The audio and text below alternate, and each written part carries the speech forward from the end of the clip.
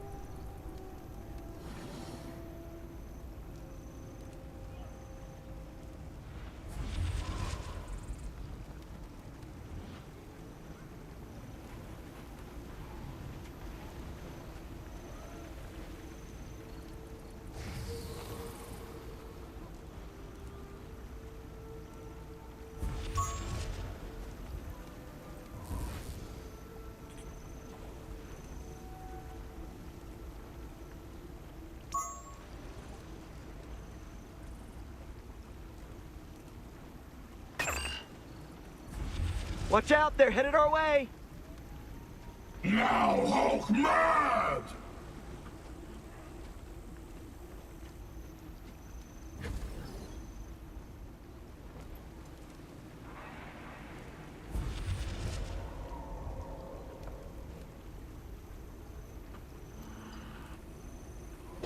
Yo, I'm here.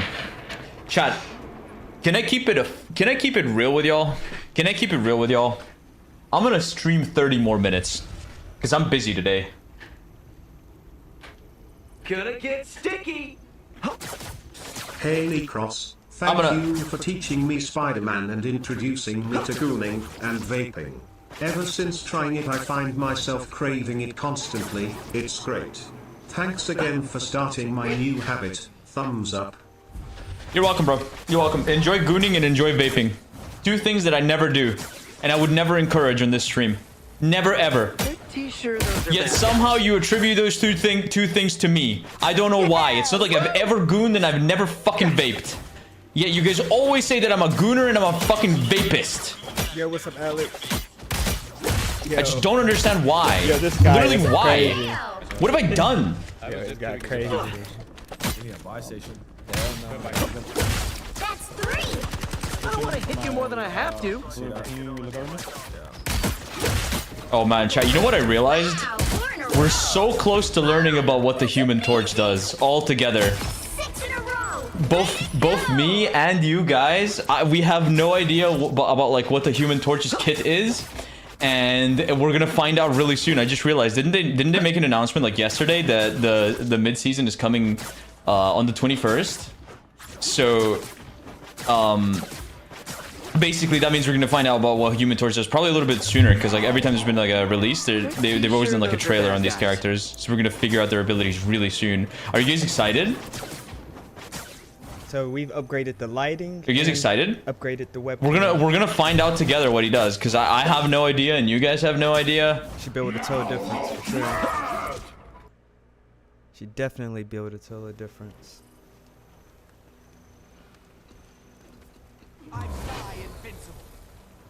Still probably gotta make some adjustments. Tweaked it a little bit. I think it looks better than if I didn't touch it.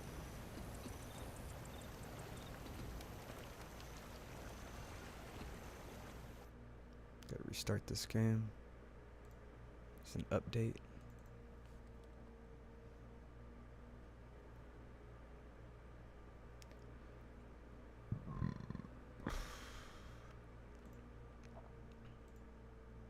Now I just need to get a monitor. I'm just trying to figure out.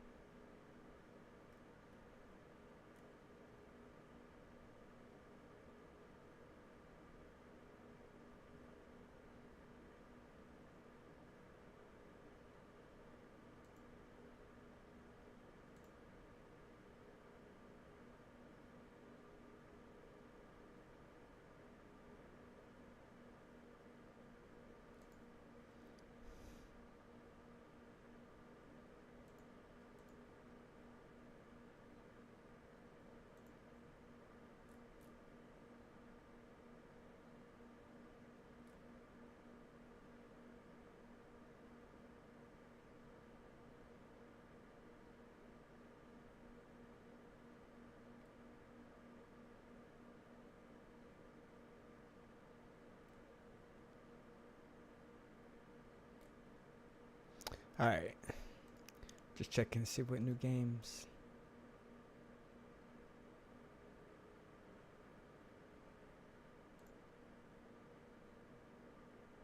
Standards necessary, okay? You know, because you guys will go on these shows and say, I don't date women over 30, I don't date fat women, but you know, sex is a powerful thing, and a lot of women slip in that maybe wouldn't necessarily get in the first place. So Kim Kardashian, like, maybe the man likes bad bitches, let's say, but he knows women like Kim Kardashian are just never gonna like be wife material. Like, that's a forever side chick. And so some men will marry the woman that's not really their type, or maybe he's into big booty Latinas, but the only women he can find that can submit are Asian or Indian women or white women, whatever it is, you know. But sometimes guys, they marry a girl that's like less good looking. Not, I mean, this woman's gonna be good enough for most guys, but like the equivalent, right? He'll marry like a mid, but really he wants a bad bitch. That's like what really gets him going. And when he's had him like she's not a mid, but like for all intents and purposes, a mid, he'll cheat with his type. Or maybe, so this is Olivia Pope. So the next girl in the rotation, it tends to be women that have some wifey qualities. So like Olivia Pope, for example, in Scandal. You know, she's a classy woman. She's beautiful. She's thin, but she's just a bit masculine. So a lot of women, now the second girl in a rotation, now like the first girl in the rotation, he's seeing her, depends on how much he works, right? But he's seeing her pretty much every day, or if he works a lot, maybe 2 or 3 times a week. The bad bitch is coming in, I've heard guys say a max twice a week is like, if they have a lot of time, the side chick he gets to see twice a week. Every other week, once a week. So if that's the frequency a guy is seeing you, you know, men's time is money. So unless he's in college, I will say the college men have a lot of time. You know, I saw men in college, they had 2 chicks they were seeing every day, but that's a little different because everyone's right there. You know what I mean? And the thing is, the more in the city the guy is, the more side chicks he's gonna have, because there's more hot women he can just like slip on the side, you know. Then there's the cute chick, right? So this is the woman that's maybe wifey, but she's just not pretty enough for his standards. Now, again, maybe I should have done more like realistic. Like, again, Zendaya is a wood for most guys. Like, this is good. And like, I mean, you guys aren't saying this is not good enough for me. You'd be like, all right, she's hot enough. But you know, Zendaya, she's a bit masculine, a bit tomboy. She doesn't look like it in this picture, but that's kind of her archetype. And you know, she's just not as pretty as the other women in Hollywood. So, you know, she's dating a short king. Yo, this camera crazy. No, you can tell a huge fucking difference. So what that's because she can't get the oh my the guys God. that like she can, you know. Yo, you could tell a huge Next we difference got in this camera. I didn't realize it really till the now. woman at Holy the end of the shit. rotation. So, you know, this is yeah. the woman that like is a slow Tuesday. You can. And he really has sex with her because it's easy and she makes it really available. So like his main chick might say, I'm busy. Like he says, come over. It's 4 a.m. I want some pussy, you know. God Get damn, over Pearl. here now. And the main chick says, I'm sleeping. I Pearl. have work tomorrow. What the fuck? Wait, hold on. Shit, This girl Pearl. says, when do you need me? She says, you know, it's raining, but I'll run in the rain. I'm pulling up. This woman says, oh, you know what? It's, yes, there's a tornado warning, but I don't care. I'm hopping in my car and I'm coming. Yeah. Because she's never going to get another chance. Yeah, this webcam's nice. Because most men, let's be honest, they can't have 5-girl rotations. The guy friends that I know that have pulled this off, they're really top like 1% in pretty much everything. Like I can't give too many details, but one guy was in a high status job, I'll say, that was public facing. and every girlfriend I'd ever met of his, she knew the deal. She knew about these other hoes. You know what I mean? And he's the one that gave me some of this insight. Now, sometimes men cheat for femininity. So this is a mid, right? She's like in the Zendaya category. Cute. And I can't remember, this was the nanny of some celebrity. Some woman that looked like this, right? Some beautiful woman. Sometimes men cheat and they get a side chick because she's really feminine, but she doesn't really have the looks. You see these women, these are dangerous women because they'll steal your husband. You know, you don't really, like, if a guy's cheating with a bad bitch, it's kind of annoying, right? But he's not leaving you for Kim Kardashian, right? The nannies, they'll get you. Yeah, it's like equivalent to like a woman leaving us for a fucking fat dude. Like, what the fuck? Feel a certain way. Motherfucker's fat as shit. Not in a physical sense, but when a woman really has mastered the art of capturing a man's emotions. And he needs to be. He's somewhere down here. You're done, cooked. It's like that scene. Oh, what's the scene? If you guys remember it, I'll pull it up. But there's a scene where this woman caught her husband cheating in a movie, and I like can't for the life of me remember what movie it was. And she says, "Was she prettier than me?" And he says, "No."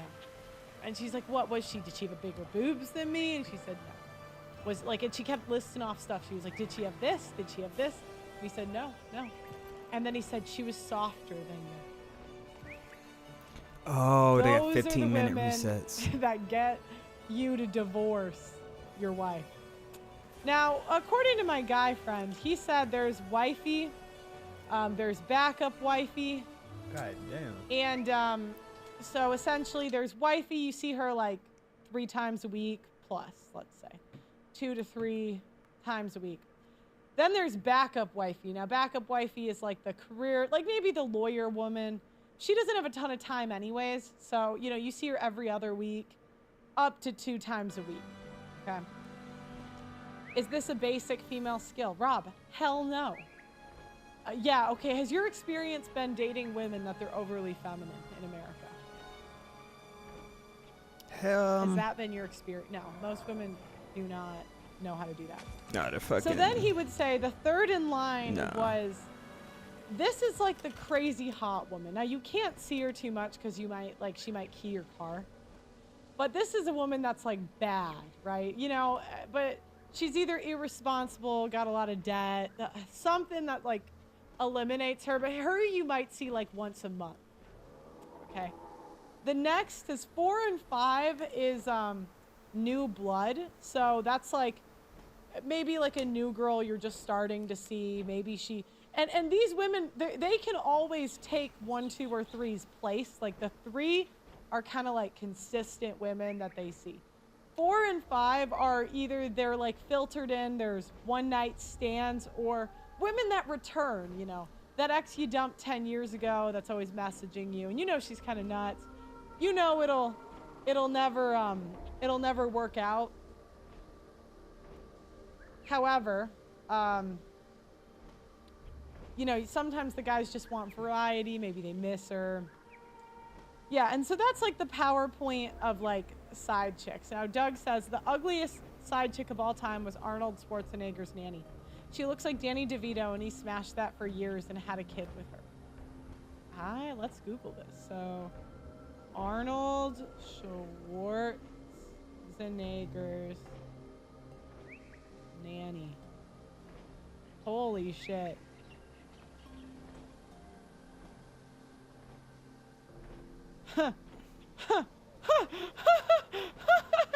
Holy crap. Oh, that's so bad.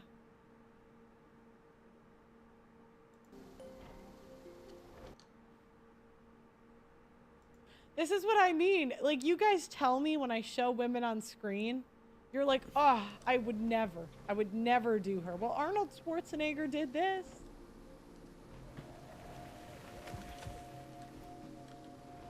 And this was his wife.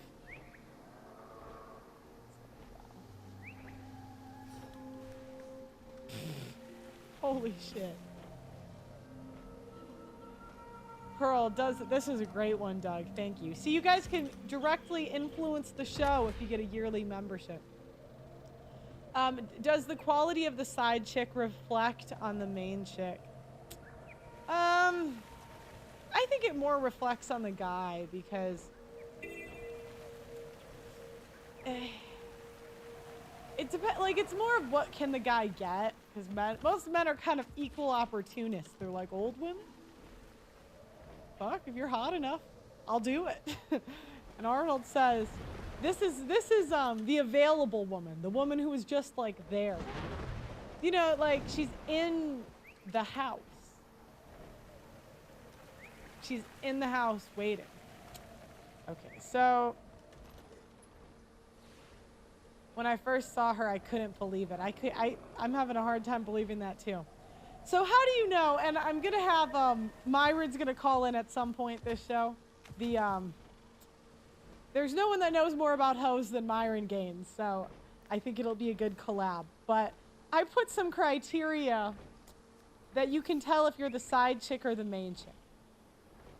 Now, the first one is how often he is seeing you. Now, the minimum I'm gonna give, if he's seeing you twice a week and he works 60 plus hours a week, you might be the main chick. If he's working 60 to 80 hours a week, he doesn't really have the time to cheat like that. But you gotta verify he's actually working that much. You gotta verify, you know, because what is the best way to cheat? Babe, I'm working late. Done, you're not even gonna check. And that's gonna be tough because you don't wanna be a stalker. Like, I mean, some of you ladies will do it, so I don't. But you guys get the idea. Regular dinners, so if he's taking you out to dinner, you're more likely to be the main chick. Now, by the way, there's no rules in this game. Some side chicks get written into deeds. Okay, some side chicks get really close to wife level. Where, like, if the wife died tomorrow, she's up to bat. She's going. Some side chicks get the man to divorce their wife.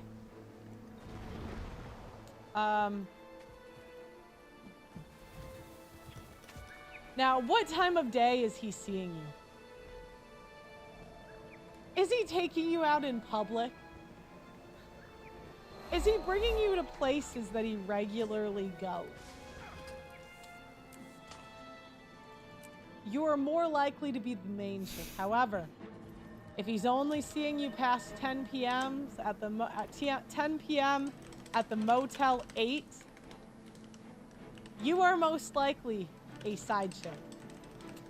Now, some days of the week that men seem to be seeing their side chicks. So you can also like tell where you're at in the rotation. What day of the week is he seeing you? Now, you're more likely to be a main chick if he's seeing you on Friday night. That's like a prime day of the week.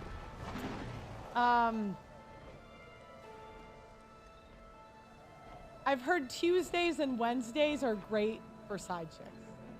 You know, I've heard that's a great time if you're gonna cheat. Tuesday and Wednesday night, you can just say I worked late, whatever. Another tell that you are the side chick, he's not staying the night. If you've never woken up to him the next day, you're a side chick. If you've been sleeping with him for over 6 months and you don't know where he lives, you know, some guys, they know she's never gonna graduate into main chick. And I've heard a couple different strategies on this. So some men, they're only bringing the women to their place because they don't want to drive. But other men, they don't want the women knowing where they live in case they find out about the other women. So they're only going to go to your place. Now, which strategy is the guy going to use? I don't know. I don't know. You know, this, ladies, this is, you got to deal with discretion, right? You got to, I don't know your situation. But if you're if you don't live with him, you know, we just kind of got to, if you live with him, I mean, he can't be cheating that much. I mean, you know, to be fair, some men are demons, but like, you know, he's not cheating that much. Unless you're dumb enough to get a nanny. But, you know, Uber to the rescue. Yeah, but she could still show up at your house, you know. Again, if he lives more in a city, there's going to be more side chicks there. If you've never met his friends or family, you're a side chick. If he's never shared his hobbies with you, you're probably a side chick. Side chicks will get visits from the time he gets off work to when he gets home, like happy hour. So, you know, that's an easy lie. Baby, I'm running late. I'm running late. You know, work's going late. Boom. He stops by his side piece's house. If he doesn't tell you his work schedule, side chick. If he comes to your house at 9 p.m. and leaves by midnight, if he comes over right before bedtime and leaves after, if he's never taken you to a high-end place for anything other than alcohol, Applebee's and TGI Fridays are great for side chicks, you know. You're not taking that, you know, 4 that gives you the Gluck Gluck 5,000 to like a nice restaurant. What are you doing? Know your position. A main will get on average 2 evenings and a day on the weekend. The second one gets 1 evening a week, 4 times a month. This does vary. I've heard guys say up to 2. Up to 2 days a week is like the most they'll give a side chick, but that's second. The girl's second in command. You know, guys who work a lot tend to be protective of their personal space. So if they do let you into that, you're more likely the main chick. And there are different levels of side chicks. So there's a side chick that's a side chick just for sex. She's just getting smashed. He doesn't really like who she is as a person. He's just Can everybody hit the thumbs up for me? hooking up, leaving. He might even hate her, but you know, she's got that gluck gluck or whatever. The side chicks that get resources, you know, some side chicks get written into wills, guys. There are side chicks that are like second families, and they're very close to the level of resources as the main chick. So that's not as common, right? But that does happen. Oh, he's on? Okay. Let me see that, Diddy. Then we got the fetish side chick, which, well, I don't like the word fetish, but a guy that is married to a woman that's not really his type, but he still cheats with it. But today we have a very special guest coming on. We have the king of 304s. There's nobody on this planet that knows anything more. So, oh, is he in? Couple things. There's nobody on this planet we're gonna be going over that the knows Tucker more Pierce about interview. 304s than Myron Gaines himself. But, He's interviewed, I think, 3,000 people or 3,000 women at this point. So he really has a pulse of what's going on in the dating marketplace. Overlay. Welcome to the show, Myron. Thank you so much for coming on. You can admit him now. I need to fight one of these bosses. Or let's see. I think he's connecting. We'll give him a second. Pro, can you hear me? I can hear you. Welcome All to right. welcome to the show. How are you? I'm good. Let me see if I can go ahead and let me take my camera off so that you can see. Cause hold on one sec. All right, chat. Hold on one sec, guys. So I'm live on my end too. Sorry, I had technical difficulties earlier, but I should be good now. Okay, yeah, no problem. How many women have you interviewed now? What's the count you're at? We're pushing like 3,500, I think, if I'm not mistaken. I can have my guy Roman. Roman, if you're watching, can you tell me how many we got? I think the latest stats is we got around 3,500 or so. This is kind of full circle because our first debate was on I didn't think that men cheated that much. And I concede now, I concede you were right. Men that can cheat will. Yeah. It's just crazy how dudes will put on the cape and lie, you know what I mean, and sell girls a dream just so they can continue to get access to her. The things, what I've realized typically, men's sexual strategy is typically directly proportional to their SMV. So the higher the SMV, the more reckless you can be in how you deal with women. And the lower your SMV, the more calculated and cautious you have to be with dealing with women. I'll give you an example. You take someone like Tristan Tate, right? When I was in Romania, this guy's fucking reckless, man. He's like, the girls love him, right? And when I say reckless, I mean as in the girls love him, but he doesn't pay attention, right? He'll have 2 or 3 of his girlfriends hanging out with him while he has a couple side chicks there, etc. And all the girls get in line because they all want him, right? Despite the fact that he's there with a bunch of other women, He's able to do exactly what he wants, and they don't really have any power, and that's directly proportional because to his high SMV, right? Pause. But you take someone who's lower SMV, a guy that isn't that attractive, that doesn't have options, they have to play a lot nicer, they have to sell a dream of it better. Yeah, I ain't doing they have all to work that. a lot harder to be able to get the same. Hell no, I live a great life. Sexual access. I ain't playing no games with none of these hoes. Yeah, They're and crazy. I got red pilled because Hell there was a no. guy that came on my show that was like virtue signaling and saying like, oh, like men shouldn't cheat. And I found out he was dating like 3 women that had come on the show. And I was like, what the hell? And I was like, wait, Myron was the one being honest. Where all these guys are lying. And I was like, holy shit. It's bad, man. It's really bad. And here's the thing. The reason why is because a lot of guys. Where's this boss at? What the fuck? I can see you now. Yeah, I can see it too. I'm just trying to figure out why. All right, so it shows he's supposed to be right here. Acting weird. Okay, I think I'm fine now. Is there Right a way here. to? So where the fuck is if he? you can make your mic a little bit louder. They're asking me in my chat. They're saying you're coming in a little bit low. Let's see. If you could turn your volume up. Yeah, he's gonna turn it up. Man, Okay. yeah. Oh, there Try you now. go. Is this better? I think so. Oh, there Chat, we she go. just turned her mic up, man. So hopefully you guys can hear her a bit better here. I was like, what the fuck? But Yeah, I have to concede though. You were right. Yeah, like 3 years later, Myron was correct. He. You know, I just try to keep it real with as far as like what the hell's going on here with the way guys move and everything else like that. Really mine. So I wanted to start with when a guy has a rotation, how many women generally are in it, and what are the categories that like guys will have in their rotation? I gave them before what I've gathered from other guys, and I want you to tell me if I'm right, wrong, or what you would add. So. Okay. So you want me to just tell you what the average guy is running as far as like a rotation goes? Yeah, who can have one? Yeah, like how many girls are in it, and how often is he seeing them? I would say 2 to 3 for most. Because I see here that you have like a setting on your Zoom, right, where the person that talks has speaker view. How do I know? Sorry. So I see that, like, yeah, if you talk, then it goes. You see here, like. Okay. I'm just gonna pin you and make you the. Let me see here. Can I just pin you there? Okay. Okay. So, I would say for guys, it depends on the guy's skill level, right? So like most guys can't even get 1 girl in rotation, right? But what I've typically found is if a guy has the skill set to get 1 or 2, he can get 5, right? Just comes down to like how much does he want to scale his dating, right? For some guys, two is not enough. For other guys, that's a lot, you know.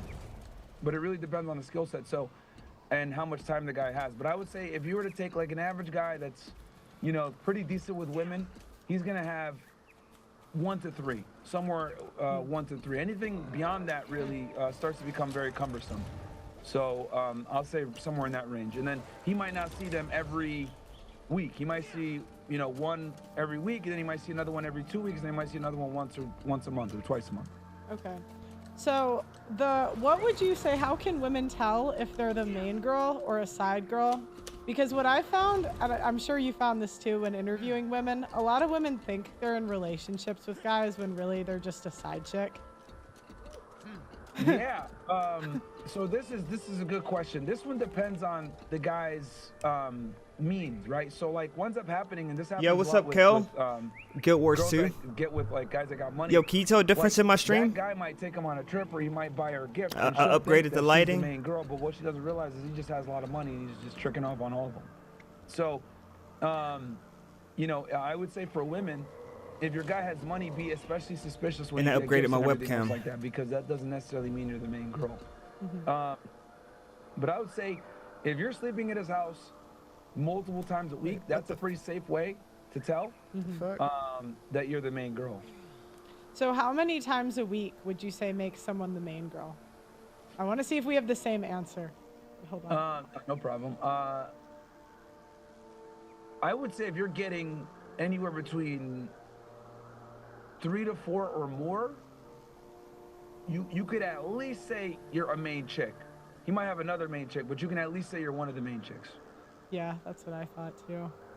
What else? Do you have any other advice for how you can tell other than time? Time is one. Getting gifts is another thing, but like that depends on the guy, right? Wait, If the what the guy's fuck rich, am I then it supposed to has get? less meaning.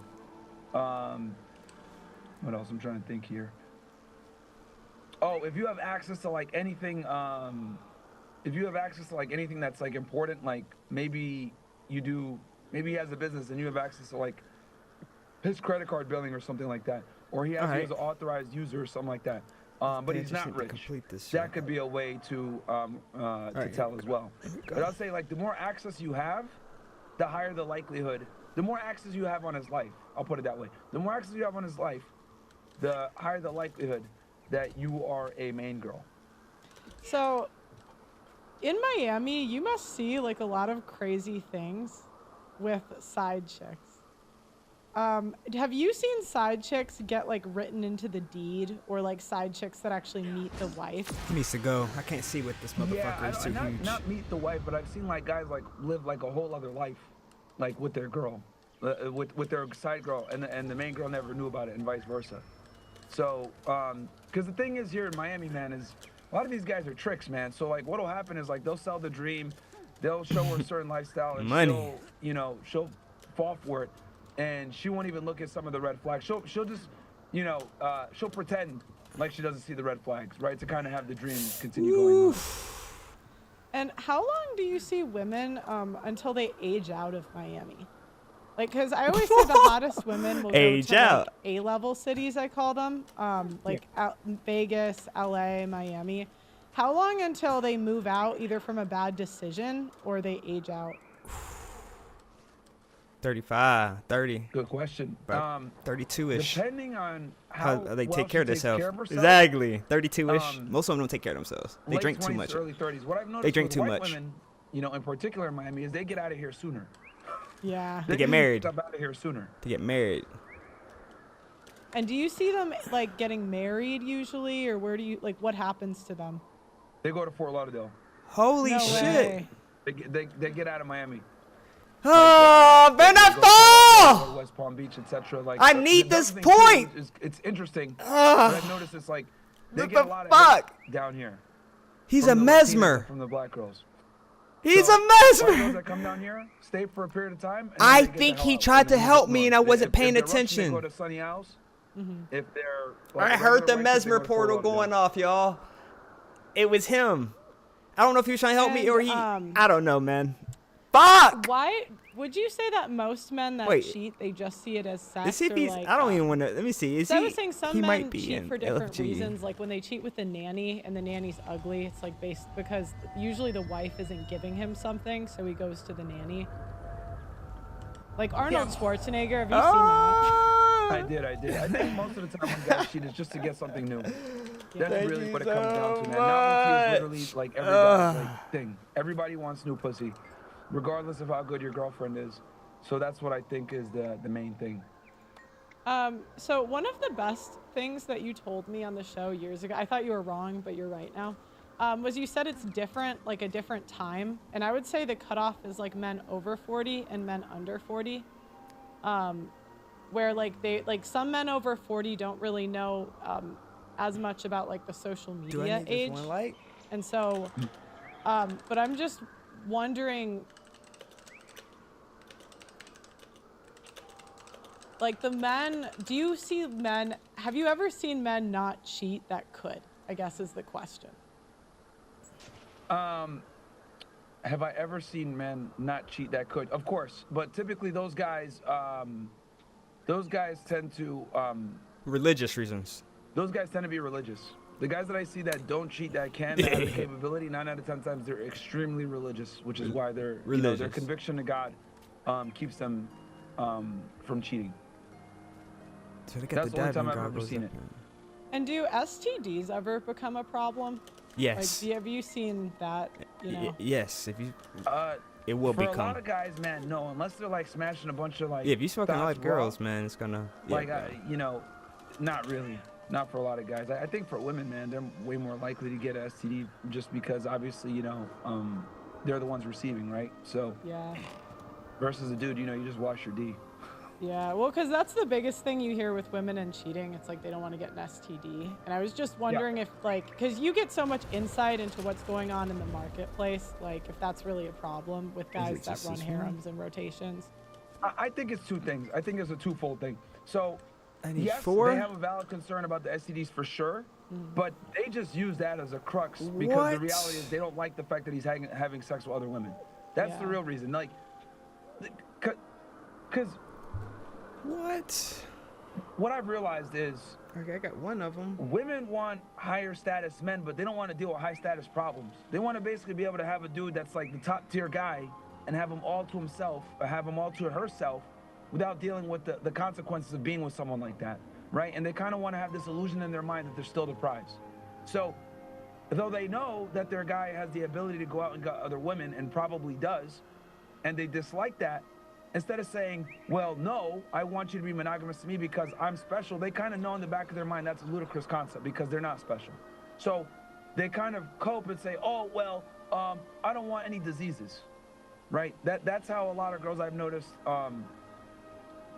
kind of deal with the problem is they say, oh, I don't want a lot of diseases. But the reality is, I said, but then I counter, I say, okay, well, let's assume he used the condom on every other girl. Well, no, I just don't like him doing that. And then you find out what the real problem is. Because I solved for that issue. He used the condom every time. Would you be okay with that? No, I just don't want him fucking other girls. That's really the issue. It's not the STDs like they claim. It's the fact that he's hooking up with other women, and they're using the STDs as a justification for why their guy, who is 2, 3, 4 way more points than I above thought them it in was. sexual market value. At least I got that can't one have off sex. the tree, but what That's else why. am I supposed to fucking do? And is it hard for you to see these guys like virtue signal when you know they're lying? Because that you're never gonna like air them out on a podcast. Like you're not gonna do that. But I'm sure you've had guys come on where you see them virtue signaling, and you know they're like pandering, about the cheating stuff. Because I'd say that's like one of your most contentious takes, other than like the J stuff.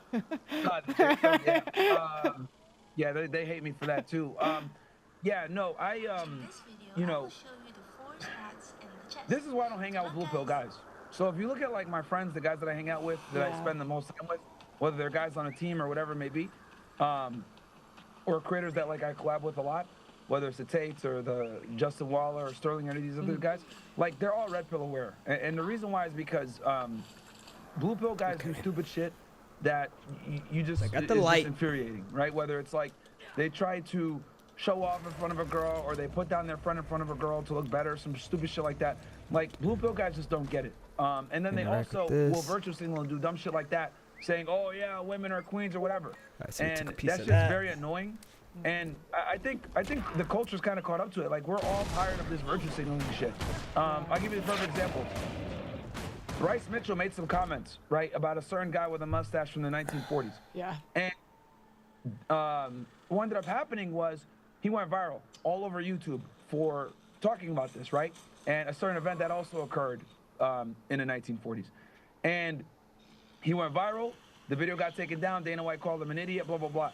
So he goes on a podcast with Rampage and his partner, Beard or something like that. Bear. I forget the guy's name. And during the podcast, Bear's trying to, like, virtue signal saying, yo, you can't be saying stuff like that. That's offensive to a group of people. Mustache Man killed millions upon millions. All this other bullshit. See a bunch of old/slash in my chat, right? So what ended up happening was he got so much backlash in the YouTube comment section of his own video for trying to tell Bryce what he can and can't say, right? Because not only did he bring Bryce on, he gave him a whole lecture about it. He said, we're not even going to give you the opportunity to explain yourself, blah, blah, blah, all this other bullshit. So they fucking ratioed him into oblivion to the point where they commented on his shit, disliked the video, and he had to take the video down, right? So why do I give this example? I give this example to simply state this. People are tired of being browbeat, right? And virtue signal to try to look like you got the moral high ground. People are tired of it because we know it's inauthentic. We know it's not authentic. We know that you don't talk like this with your friends behind closed doors. So authenticity is widely respected, right? This is another thing too. Why did Kanye go so viral over the past couple of days, saying a whole bunch of stuff? Yeah. The reason why people respect, people respect authenticity, and they respect people speaking their minds, regardless of how provocative it is, right? So, and I say all that to tie it back. this is why I dislike being around guys that are virtue signaling, because like you've seen already, when guys say this bullshit about, oh yeah, I'm a feminist or I'm a champion for women, etc., those guys tend to be the worst ones. Those are the ones that are smacking women around. Those are the ones that are cheating. Those are the ones that are doing the fuck shit. So that's why people don't like virtue signalers, because we know it's not real. And society's waking up to it.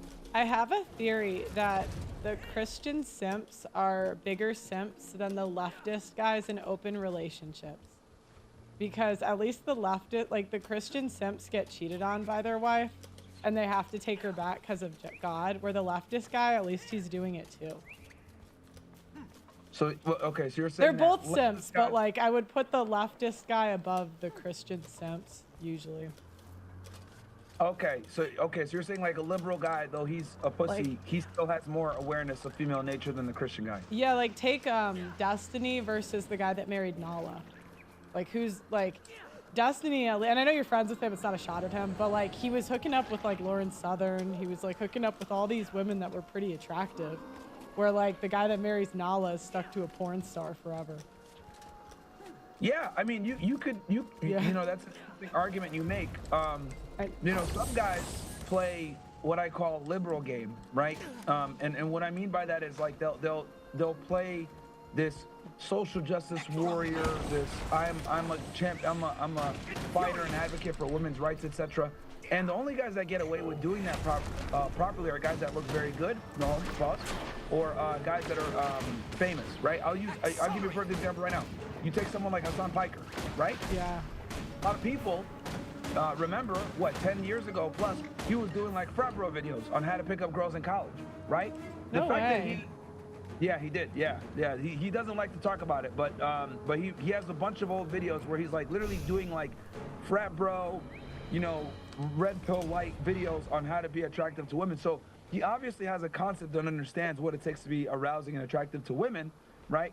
And then but now he's like, you know, a socialist leftist, whatever. But the thing is that a guy like him can have a pussy mindset like that because deep down he still understands, you know, the red pill to a degree where he still has to show some type of dark triad traits to be attractive. And then on top of that, right, besides that awareness that he has, he also is famous and rich. So he's going to be able to get away with doing certain beta behaviors that other guys would never be able to get away with because he's rich and famous. So girls are going to, you know, give him a pass on shit that other guys wouldn't be able to get. So you're always able to get away with more as a guy, the better you look and the more money and status you have, right? So like women are gonna be more tolerant of your stupidity when you have things in place. You can make more mistakes, in other words. Yeah. Do you think that side chicks are loyal? Like if a woman's second or third in a rotation, is she seeing other guys too in your experience, or is she loyal to the guy? That's a good question.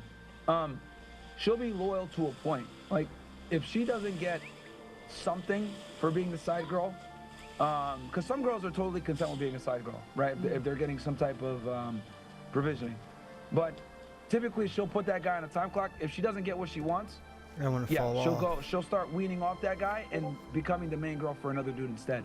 But it's funny because she'll wean off, go to someone else that might be giving her a better deal, but then she realized that guy's a loser too, and she comes back to the guy that had her as the main chick. How long is the time clock till a side chick leaves? It depends on the guy and how much she likes him. But I'll say if we're gonna be general here, 6 months to a year.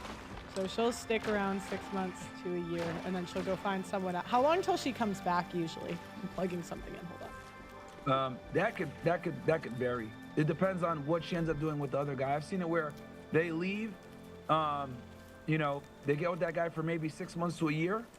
Then I've seen it where she's with him for like 2 or 3 years, or maybe even longer, 5 years plus, because they got married, and then she divorces him. So it depends on the other guy, what level of commitment they end up getting into. And does the main guy take her back too? Anyone that's smart takes her back as sex only. They never take her back as a main girl again. Do you think it'll get better in the future? Like, you know, you said people are getting tired of the inauthenticity. Because it's interesting because I see women getting more power in the future, like having more money, having like more in general. There's some like glimmers of hope maybe with Trump and like Twitter, but I'm just wondering, like, what's your prediction in 10 years from now? Will it be better or worse for men? Okay, so, because that's a two-pronged thing. So you're Yeah. saying, you're asking me, will it get better in the dating world, or then will it get better with the cancel culture and the virtue system, Yeah. right? Okay. Yeah. So, for dating, it's gonna get worse. No, 1 sec. I don't know what it is, bro. I'm done with Question: this What now. what Gotta is go to that I'm doing my thing here there. on Zoom. For some odd reason, when I talk, it shows me twice. Is there a way where I can like have it where you're always on screen? I tried pinning you, but it doesn't work. You want, Might be your Zoom settings. wait, what did you say? Like when I'm talking on Zoom, I can see myself Wait, twice. hold on. I'm telling the producer. He's like telling me what we can do. Sorry, what? You can. Yeah, that's fine for now. He's gonna do it. Okay, yeah. Because for some odd reason, yeah, there you go. So like I can see you now, but like when I was talking before, it would show me twice. Okay, I think it just fixed it. All right.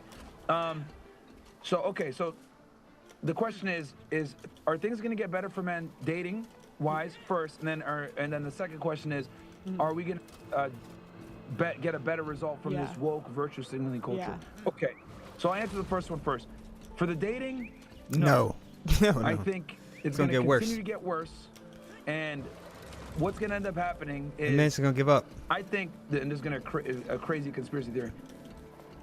I think sex robots are going to be the thing within the next 50 Yeah, years. they're just gonna give up on them. Okay. I've seen them go up in manufacturing. I've seen more people talking about them. Japan's already a couple of years ahead of us in this regard, and I've realized that a lot of guys would rather just play video games or be in solitude than hang out and do the work for modern day women. Because what's ended up happening is this. Average men no longer qualify for average women. Being a dude making 30 to 50K per year and being a nice guy and being a good potential husband is no longer attractive or sexy enough to a majority of women. So what's happened is women's standards have gone up. But the problem is that their virtue's gone down. They haven't. So, Yeah, they don't. Since they're not women worth it. are making more money and have more status, their standards have went up. But the problem is that these are things that men don't really give a shit about, right? Men care way more about virtue. So, in their pursuit of making more money, becoming successful and pushing off marriage and relationships later on in life, their virtue's gone down because they've been more promiscuous in college, etc. So, for guys, a lot of guys are kind of waking up and saying, okay, is the juice worth the squeeze? No, it's not. I'd rather just get a hooker or get a chick that I smash every now and then, or get a sex doll and do that, or look at porn. That's why porn is, I don't know if you've noticed, like, the popularity of porn and the ubiquity of it has exploded over the past 10 years. As we've seen social media rise and women's standards go up, pornography has exploded in popularity. So I think with men, right, men always find a way to deal with a problem. And in this case, we have a reproductive problem for a majority of men.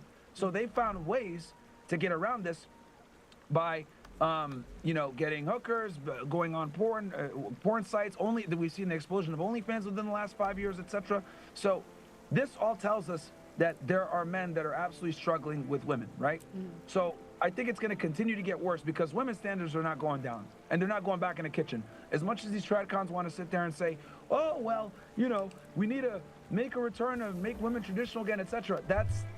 It's not fucking happening, because for every Pearl or Isabella Moody or a girl that, Candace Owens, a woman out there that has conservative values that says, hey, women need to be women, there's millions of women that will never go back to the kitchen, right? This is why female conservative commentators are so rare, because in general, women don't have conservative viewpoints unless they have a strong father or a husband in their life. So that's number one. I don't see us going backwards where women are going to lower their standards and be subject to a man's authority that's average. The only way you're going to be able to get that is you're going to have to be a top tier guy. And these guys we know don't settle down. Yeah. So we've almost, women have almost created this sexual marketplace that actually puts them at a disadvantage. I've always said it, like, whenever you put women in charge of the sexual marketplace, the only people that win are the top 1% guys, because then they really control everything. Feminism has inadvertently given all the leverage to the top percentage of men. while simultaneously taking the leverage away from a lot of the women and getting regular guys completely out the marketplace. So that's what I would say. I think it's going to get worse for men from a dating perspective. You have to be exceptional to be able to get a girl. That's one. Now, when it comes to the woke culture and this virtue signaling bullshit and all that other stuff, I do think we're getting better in that regard. We saw Kendrick Lamar bomb on the Super Bowl halftime show. It was rated as one of the worst Super Bowl halftime shows ever. You know, he brought in a black Uncle Sam, aka Samuel L. Jackson. His performance was nothing but black people there. You know, he tried to send a message about reparations and the 40 acres and the mule and all this other, you know, pro-black bullshit that they always try to do, this propaganda. And that might have worked 5 years ago during the George Floyd riots. It might have worked 10 years ago when it was cool to take a kneel during the national anthem. But people are tired of the virtue signaling. People are tired of the political correctness. People are tired of the racial propaganda of minorities deserve to get these certain jobs, DEI. Like the election of Donald Trump, and in a landslide fashion, by the way, proved that people want to be able to say what they want to say, regardless of how bigoted, misogynistic, racist, or whatever it is people might think. So I do think that freedom of speech is making a small comeback. Are we ever going to get complete freedom of speech? No, right? But we obviously, it'd be great to work towards it and try to get it. But I do think that when it comes to woke culture, DEI, political correctness, all this other bullshit, it's dying. We got rid of DEI. There's 2 genders now as recognized by federal law. Trump signed an executive order banning men from women's sports, which, you know, it's crazy that we even let it get that far. You know, I mean, one of the most telling things is Trump and J.D. Vance campaigned on saying, oh, we're gonna bring back common sense of politics. Like what? Like what kind of fucking bizarre world are we in where the presidential candidate is campaigning on common fucking sense? That tells you how far left we went. And now, obviously, Donald Trump coming in is bringing things more, I would say just bringing it more center, because I wouldn't even consider Donald Trump far right or alt right or anything. He's honestly more center right than anything. Yeah. So, you know, he's pretty left on immigration. He's pretty left on feminism and abortion, all this other stuff. It's just that we've gone so goddamn woke that he looks like a far right, you know, president when he's not even close. So I do think that the woke culture is dying. Trump coming in and winning in a landslide victory proved that, because he beat a black woman for president, which you would think she's the poster child of DEI, and she lost, which is fantastic, because we don't need more of this woke bullshit, man. It's extremely annoying, and people are tired of it. We're really tired of it. I can't believe they let you on Pierce Morgan. I like could not believe it. I saw you on. I was like, what on earth? But sorry, keep going. What were you saying? No, because I love that you mentioned that, because I was going to talk about Kanye next. Yeah. And I did a whole thread about this on Twitter. Why Kanye's his tirade on Twitter actually was extremely successful, made him a lot of money, and how it was planned. But to kind of go into that, because you mentioned the Pierce Morgan thing, obviously they brought me on to talk about the whole Kanye West thing, because I'm real big on, you know, free speech absolutism or maximalism, however you want to look at it. And I didn't really have a problem with a majority of the things that he posted. I mean, obviously I didn't like the pornography or whatever, but pornography doesn't constitute free speech, which they're trying to conflate the two. Pierce was trying to tell me that freedom of speech or pornography are the same, and I'm like, not at all, dude. Like freedom of speech, right, is not the same as freedom of image or freedom of video, right? Like it's not the same whatsoever. But Kanye West, you know, getting the amount of engagement that he got, well, of course he got a lot of hate as well, but a lot of people supported him when he was saying a lot of these like very controversial things. Yeah. And I don't think it's because people are Nazis, and I don't think it's because people hate black people or hate women or hate Jews. No, the reason why people liked what he was saying is because he allowed people to see a controversial topic be brought to the forefront, and us being able to critically think. Because you would see that tweet, it would make you know, trigger you emotionally, and then you got to make a decision. Do you agree with this or do you not? But then it forces you to critically think, and that's something that we haven't had in a while, right? Because if you look at all a lot of these celebrities, they're all woke. They're all scared to say things that are racy. They're all scared to say things that are controversial. But you got a celebrity like Kanye, who's an A-list celebrity, internationally known, saying, you know, I'm Yadolf. Like, that's wild, but it's provocative, it's funny, it's fresh, it's different. You know, it's something that people don't have the balls to do. It's brave, whether you agree with it or not. So him being able to get this engagement and be able to get this, you know, go viral like this on the internet, And I honestly think he stole the Super Bowl limelight away from Kendrick Lamar, because on one end, you got Kendrick Lamar doing this pro-black, virtue signaling, you know, black power bullshit performance, right? Which we're fucking tired of with the BLM stuff that we had to endure over the past 5 years. Then on the other hand, you got Kanye West, another black artist, who's saying all this crazy stuff, right? That'd be considered like far-right propaganda, but he's going after everybody, and people are like loving it. And he doubled his sales in shirts. People were talking about him. He hit the headlines despite not having an album out. And I think the reason why he was able to steal the limelight from someone like a Kendrick Lamar to some degree is because it was refreshing to see someone speak their mind. Are you gonna get a collab with him, you think, at some point? Is it in the works? Kanye? Is it? You know, it's funny because I hit up Nick on the side. Look, if Kanye wants to do something, it'd be great, but I truly do think that he just did that as a marketing run for his merch. I don't think he did that to like really, that's another reason too why I was laughing at Pierce and all these other guys, because they were so offended by what Kanye was saying. I was like, bro, he's joking, he's trolling. He probably doesn't believe in half the shit that he tweeted. He just wanted to get a rise out of everybody. And he did it. He successfully did it, and he sold his merch and got in the headlines without even having an album out. And he doubled his sales. He literally doubled his sales. The same cancel culture that destroyed him 2 years ago, right, with the ADL, etc., when he said the stuff about DEF CON, that same cancel culture went ahead and made him, he used that same cancel culture against him and was able to make a bunch of money selling merch. Yeah. So when you said it's gonna get worse for men, where it's like it's gonna get more, like more women are sleeping with the same men in the future, does that mean women that are like 4s, 5s, and 6s are gonna be having sex less because they're like the top guys don't have as much time? No, so one thing I've noticed is, like, you know, regardless of how ugly a woman is, she can get laid no matter what. So I don't think, because here's the thing, lower status guys and ugly guys still get played too every now and then. It's far and few between, but they still absolutely do it. So for women, I don't think they're ever gonna have less sex, because, you know, all they have to do is get on Tinder, go to a new city, you know, and they can go ahead and you know, scratch that itch, which a lot of women do that, right? They surreptitiously do it, of course. But I don't think women are ever going to experience like a sex drought. You know, as a matter of fact, to prove that women never experience a sex drought, remember when Trump won? What did women say? Oh, we're not having for the next 3 years, right? When Trump threatened Colombia with the sanctions or whatever, what did the Colombian women do? Oh, we're not going to have sex until this thing gets fixed. Like, women have so much sexual access that they're able to literally get on social media and wield it as a leverage tool against men. So I don't think women are ever going to have a problem with getting laid ever.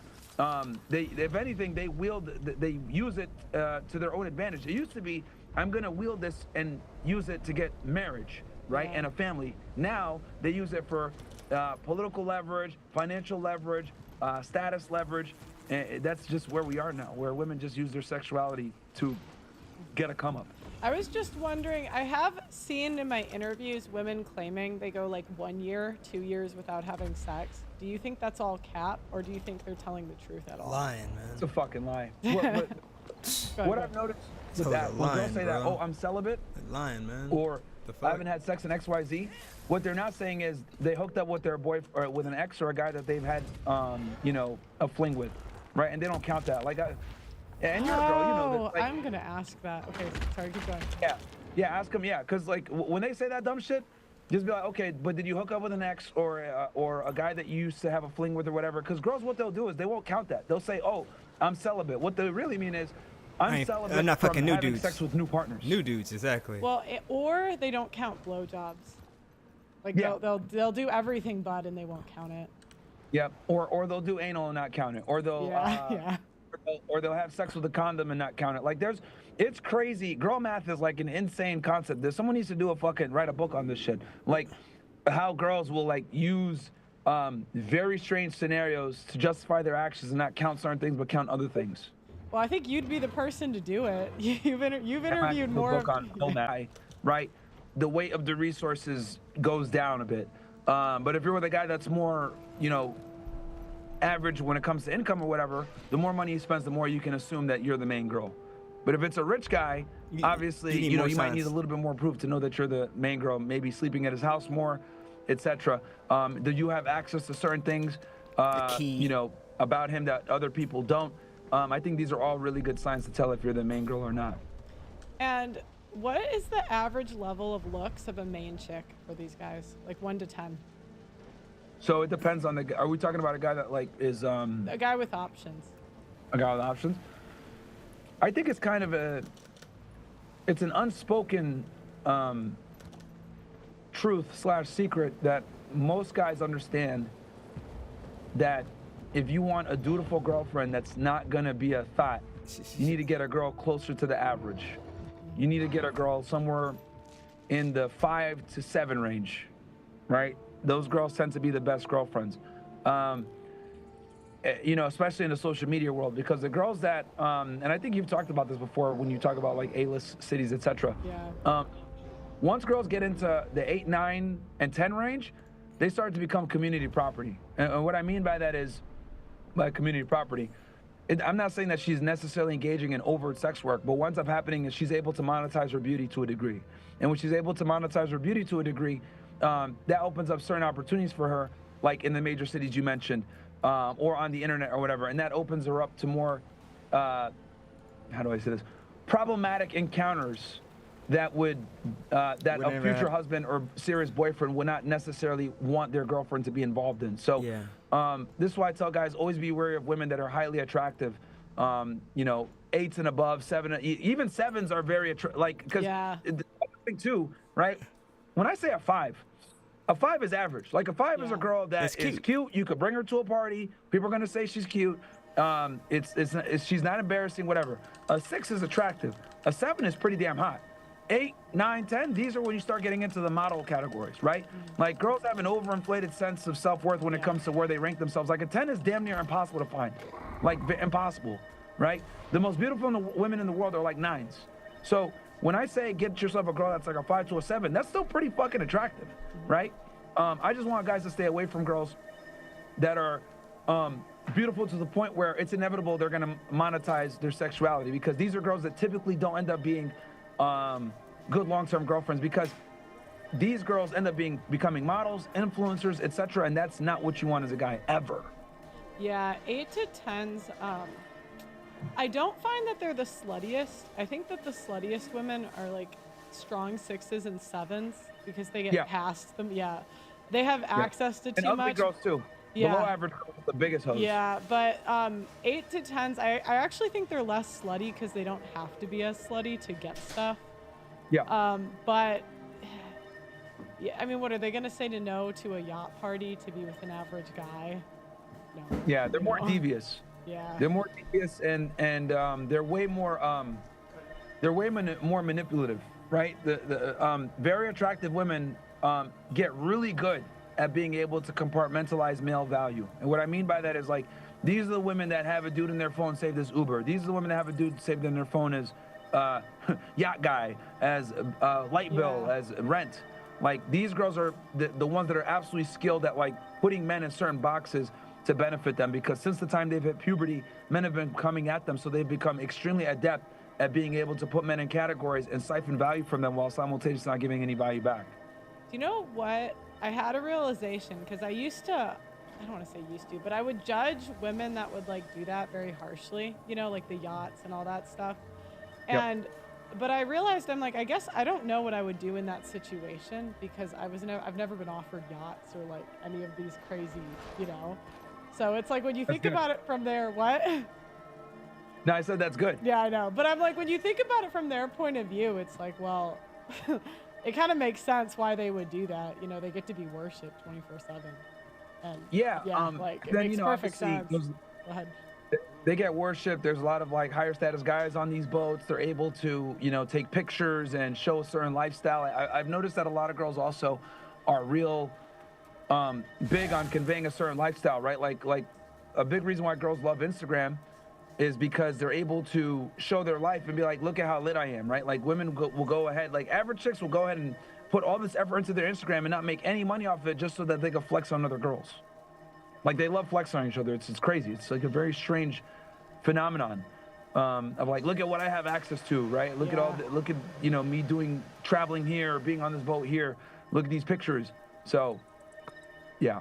Okay, last thing. I want you to rate some women, 1 to 10, because I think that men, and you can tell me if you disagree, I think that men can only accurately rate women if they've lived in an A-level city, because men in the country have not generally had access or seen the level of beauty that men have seen in LA, Miami, or maybe Vegas. Would you agree That's with a that? really good point you bring up. Yeah, you're right. Yeah, that's actually, yeah, that's a really good point, because what I will tell you is this: like, anytime I'm in, so whenever I leave Miami, right, whether I go to, I go to Vegas often, right, Rolo and all them are over there, or I go to Texas, or I go back home up north, and I look at the women, I'm like, what the fuck, man, all these bitches are ugly. But then I realize I gotta like almost bring myself back to reality and be like, well, you live in Miami, which has the highest concentration of attractive women in one area. We have some of the lowest obesity rates here in Miami, right? So when I go to Middle America or I go to other places, I'm like I have to almost kind of remind myself, like, this is how the rest of the United States, is. And obviously, I lived in Texas for many years. I'm from the Northeast originally, so I'm used to it. But I almost have to snap back to the old Myron, where I used to live in these areas and see what more average people are. But yes, I agree with you that. The best assessors of female beauty are going to be guys that are around them all the time, because they're seeing the top notch, so they're able to more accurately tell you, oh yeah, this girl's like, average looking, whatever. Because yeah, guys from the country, they come here to Miami and they get thirsty and they're like, oh shit, because they've never seen attractive Latina women before. Like, it's not a thing where they're from. Yeah. And because even if Megan Fox, she's the example of an 8 or higher. Like, my categories are 8 or higher is like model level. Mids are like 4 to 6. And then 7 is like they're an 8 until you look closer. They're like an 8 until you see the duck lips or like something like brings them down. They're like almost really, really hot. And I realized that, like, if Megan Fox was born in the middle of nowhere, she'd be in LA. Like, people find these beautiful women and give them opportunities to get them to these A-level cities, Yeah, oh, absolutely. So and keep in mind, Megan Fox comes from an era before like social media. Oh yeah. Like, now it's even easier, right? Like what Megan Fox's like heyday was like 10 years ago. Social media was just starting to like kind of pop off in the early 2010s. But like now it's like that's how girls are getting discovered. Is TikTok, Instagram, like social media is completely streamlined now to the point where it makes no sense to like to not market on social media. That's how ubiquitous it's become in society. Like, if you have a business, even a brick and mortar business, if you don't have a social media page for it, what are you doing, right? Yeah, and so it's like, even if she's from, say, Milwaukee, she's gonna go to a big city, and if she, like, a 7 is gonna be the hottest girl in like a small city like Milwaukee. Okay, so we got the OnlyFans woman. Can you see my screen? Yeah, I can see. Oh yeah, this girl hates me. She has me blocked on X. I would give her. She's like a solid 6.5. Okay, I said 7. Like, so we're kind of 6.5, maybe, maybe on her best day, dolled up, did everything, maybe a 7. But yeah, she's above average for sure. I said, so I put a 4 as an overweight girl with a kind of cute face. I think you're gonna give her a 3 though, is my guess. No, I would agree with you that she's a 4, like a 3 or 4, 3.5, 4. She's in that range, yeah. So I call this an older mid, which is a former 8. That's what I gave her. Like a former 8, now she's a 6.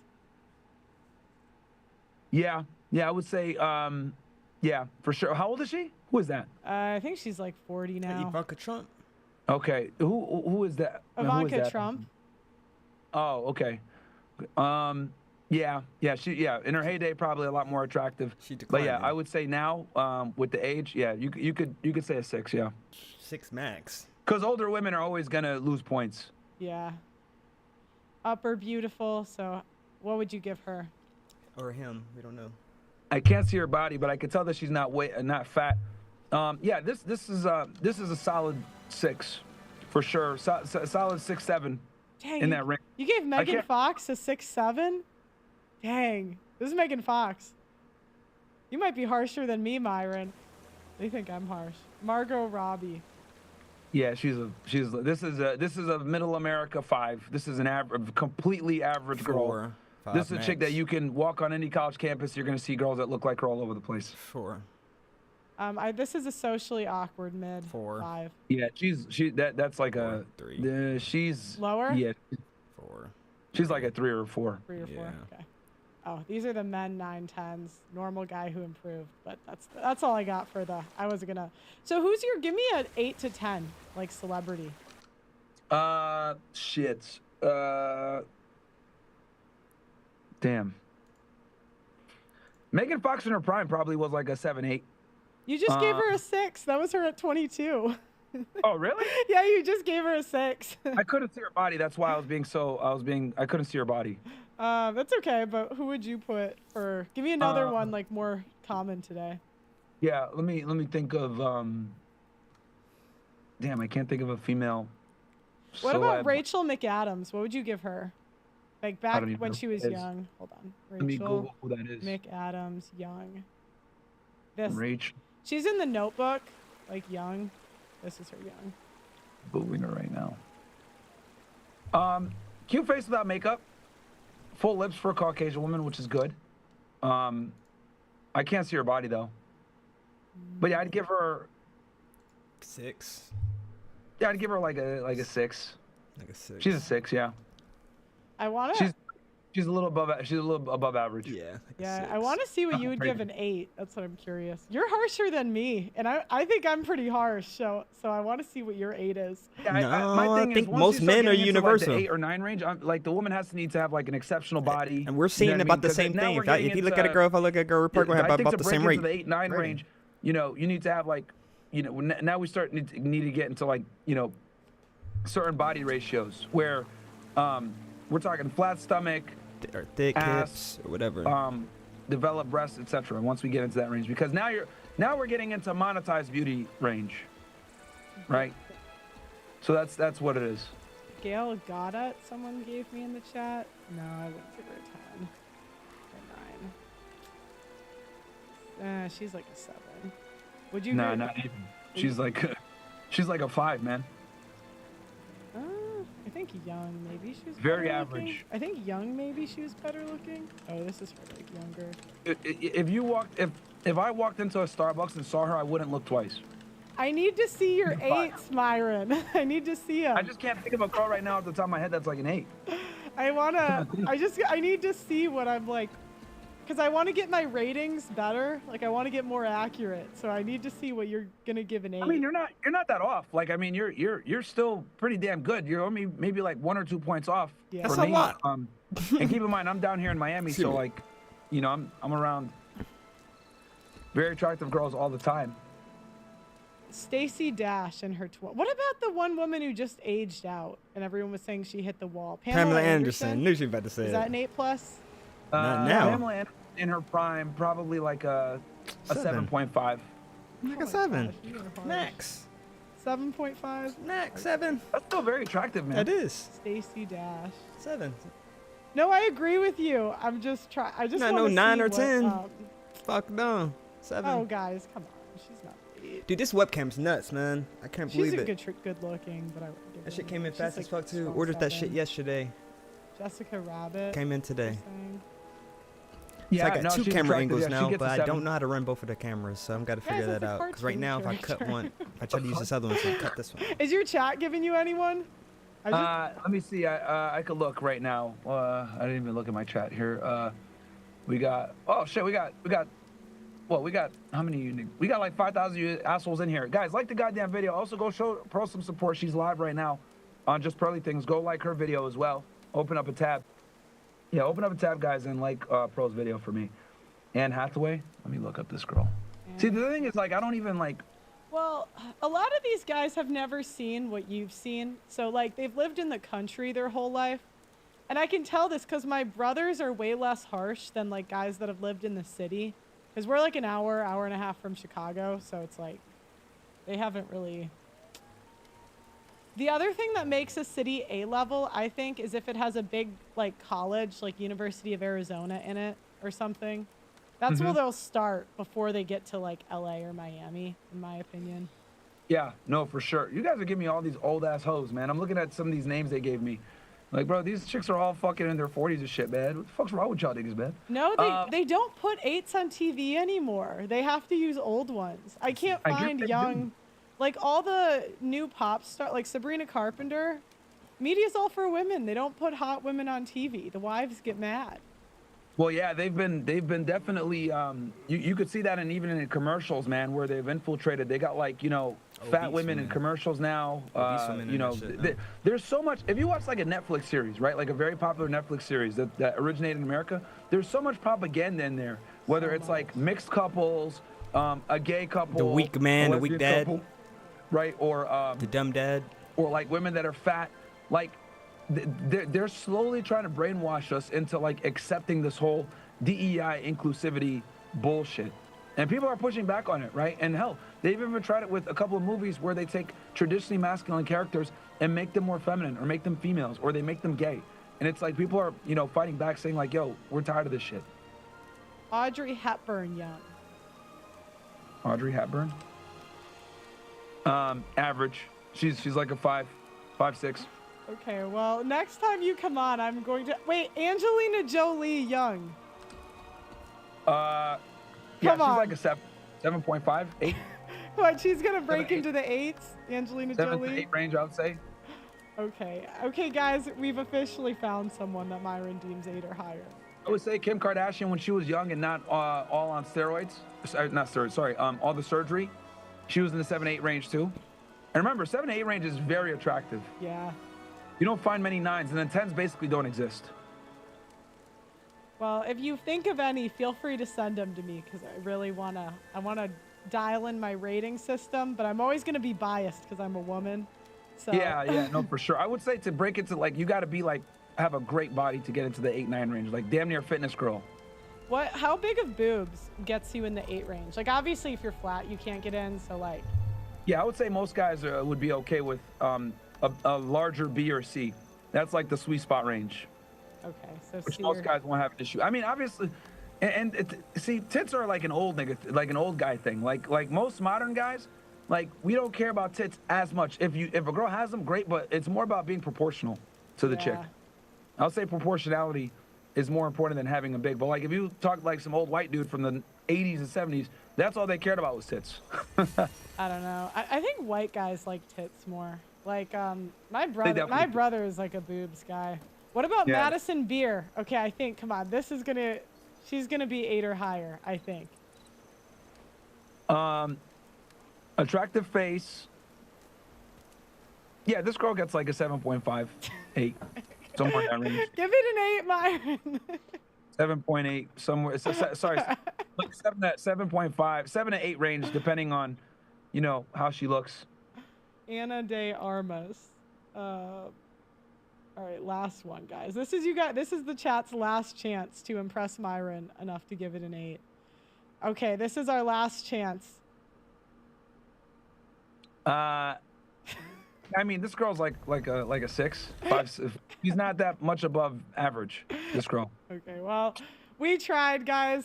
Thank you very much for coming. Like, Yeah, I'm go telling you, ahead. man, you go to any Starbucks in Middle America and you'll see a girl that looks like her. Like, or you walk on a college campus, you're gonna see a girl that looks like her. Like, Yeah.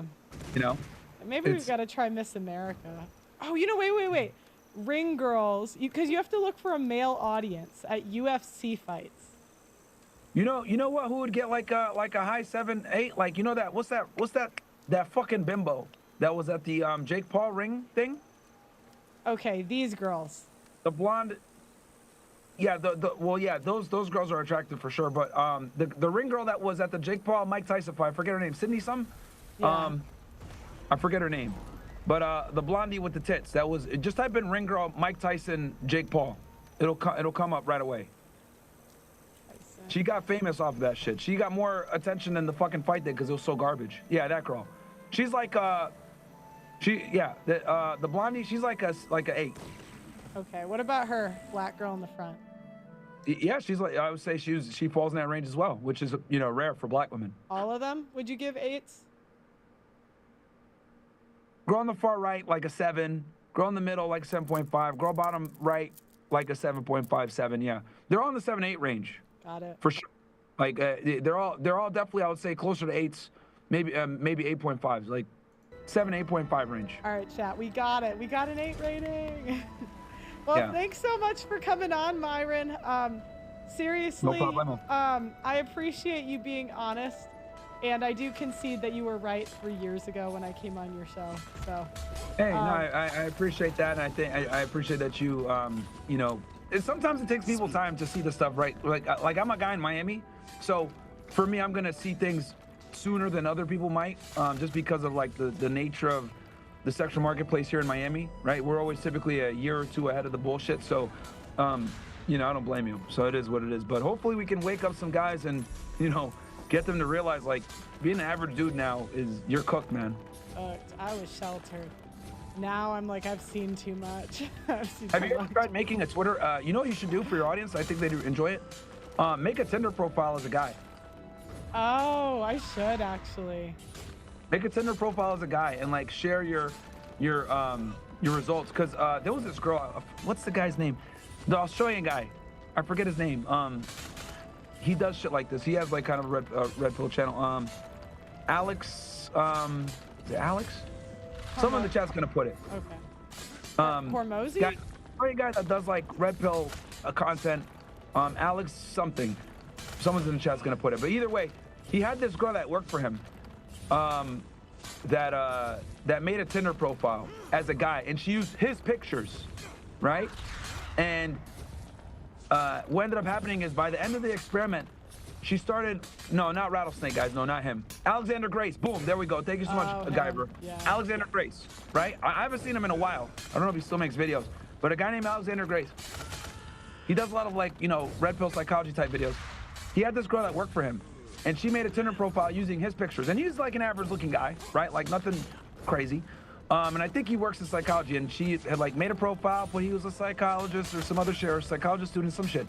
And she used some good pictures of him, right? And by the end of the experiment, she was fucking crying. And she couldn't believe how she couldn't get girls to respond. She couldn't believe how she couldn't get girls out on a date. She couldn't believe how many girls matched with her but wouldn't like talk or do anything or unmatch. Like it was literally like hilarious. It was extremely red pilling for her to see like Tinder from the male perspective, because when she started the experiment, she was so excited. Like, oh, I'm gonna fucking kill it. I'm gonna get so many fucking girls for him. This is gonna be lit. This is awesome. He's a handsome guy. He works in psychology. It's gonna be great. Bro, by the end, she was crying. It was fucking so revealing. Do you know what red pilled me was after I went on your show, I went to this like, do you know what like PUA boot camps are? Where they go, yeah, so I went to one for like, oh, shit. Yeah, they let me like crash one. So I went to like nice. And you're kind of on their team, you know, I'm like trying to help them get laid. I'm like talking to the ladies, you know, this is my friend, whoever. And I couldn't believe how harshly some of these women would reject guys like that I would consider better looking than them. I was like, they would be like overweight women harshly rejecting these guys, and the guys were being respectful, and I'm like, oh, like that was kind of when I started. What? Go ahead. What city were you in out of curiosity doing this? Vegas. Oh yeah. And these guys were so like, they paid like $5,000 each for the weekend. There was like 10 of them. Like the guy running it must have been making bank, but it was like I couldn't believe how normal the guys were. Like there was one or two kind of weird ones, but like overall they were pretty normal. They weren't like weird at all. And then I saw the instructor take home 4 women in a weekend, and I was like, what the fuck? Yeah. And that's the thing. I'm assuming the instructor had some social status because he was able to get guys to these boot camps, so he had a social media presence. But yeah, that's kind of where we are, man. Like if you're in a major city like a Vegas or a Miami or whatever, it's really tough, even for guys that are good looking, because you got to compete with dudes that are famous. You got to compete with dudes that have money. You got to compete with so many different factors. And a lot of times guys have to deal with women that are 2 to 3 to 4 points below them in sexual market value. Yeah, and I don't know how, like Gen Z, they're just cooked. Like, I don't know, like there's no way as a woman that you could really be sheltered from this. Like, I just don't. The other thing that red pilled me was all these thoughts that have good parents. I always thought that women only did sex work because they were in a really tough spot. They love it. They just love being, I mean, you know, they just love being naked on Like camera. Lily, she came from a stable household. Yeah, there's a lot of girls that do thottery even coming from stable households. It's a combination of things, right? I think the so what basically occurred, right, thanks to feminism, was we removed what I call the social training wheels. We removed the social shame from certain behaviors, right? Ted Bundy, I'll give you an example. Ted Bundy's mom, right, he was a bastard child, but she raised him in a home where it was designed for women that didn't have a father, because for women that weren't with their man, like they had the kid out of wedlock. And these homes used to be looked at as like very shameful, so they used to keep all these women kind of tucked away from society, right, where they can raise their kid with other women that didn't have a father, and they did it in seclusion, because a woman that had a bastard child was like looked at as like a problem, right? This was back in like the 60s, 70s. But what's ended up happening is we now have actually 40s, 50s. What we have now is we have a society where not only do we not shame single motherhood, we actually encourage it, right? And we tell women, even on Father's Day, oh, you're the father, you should go ahead and celebrate Father's Day. So we've championed being a single mom. As well as other things. We champion women for being promiscuous. We challenge women we champion them for telling them to go out and have sex with a bunch of dudes and finding the right guy and consolidating on him later in life. We tell women to push the window back to have kids. So we've gotten rid of all the stigmas that used to plague promiscuous women, and we flipped the script and made it something to encourage. So this is why so many women, I think, are okay with doing sex work or being over 3 or 4s, because we no longer really shame it. And, you know, if you look at like the internet, if you look at, and we do everything in our power to keep it going, right? Like DHS, right, wrote a paper about people like me, you, Andrew Tate, a bunch of other red pill content creators. And what ended up happening? YouTube demonetizes us, they shadow ban us, it's harder to find our videos, etc. So there was a concerted effort from the US fucking government to suppress content that shamed female promiscuity, right? If that doesn't prove my point that we've taken huge societal steps to incentivize women to be hoes, then I don't know what else proves it. So, because I think like that, like the run that we made in like from 2020 to like 2023 was like, we woke up a lot of people between us, you, Andrew Tate, Sneeko, etc., a bunch of influencers that were making red pill content. Like, we woke up a lot of fucking guys fuck am I supposed to go? The bullshit. And what ended up happening was they're like, whoa, we got to reel this shit in. These guys are over here telling women not to be hoes. This is misogynistic.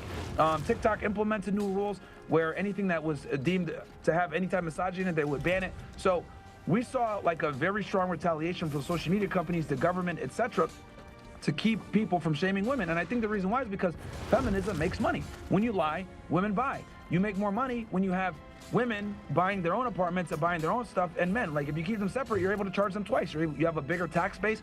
Like, there's a governmental incentive to keep people single and to keep them from being married. That Yo, was what's the up, Jackson? biggest awakening I had was when I realized You still there? everyone's lying to women like all the time. What the Except fuck? Myron. I was like, I think Myron is the only man I met that was honest with me in my life up to that point. Because I think men learn from a young age they have to lie to women to get ahead. Like, you know, they get like taken to HR at work, or like they get in trouble at school. Like, something happens to them at a young age and they have to like figure out how to lie if they want to make money. Yeah, I'll give you the perfect example. So a buddy of mine, his name is Lucario, right? A lot of people don't know this. He coaches women on dating as well. He specializes in men, but he also coaches women, right?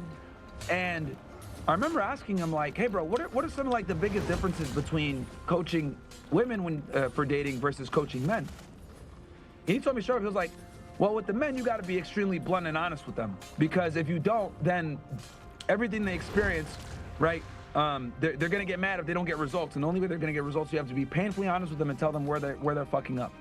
But with women, you have to put more effort into how you convey the message versus the message itself, so that they even receive it. So, and I always thought that was extremely, thought-provoking, because like, for the women, like, he's like, yo, I give him the truth, but I gotta give it to him in doses, and I gotta give it to him in a certain way. He's gotta doctor his advice in a manner where the woman will even receive it. Versus for the man, he doesn't really need to pull back the tone or the way he says things. They just accept the information as it comes because they understand that this is a do or die situation. For the women, since it's not do or die for them and they have a lot of options, he has to doctor in a way where the message is going to hit so that they can get the guy that they actually want.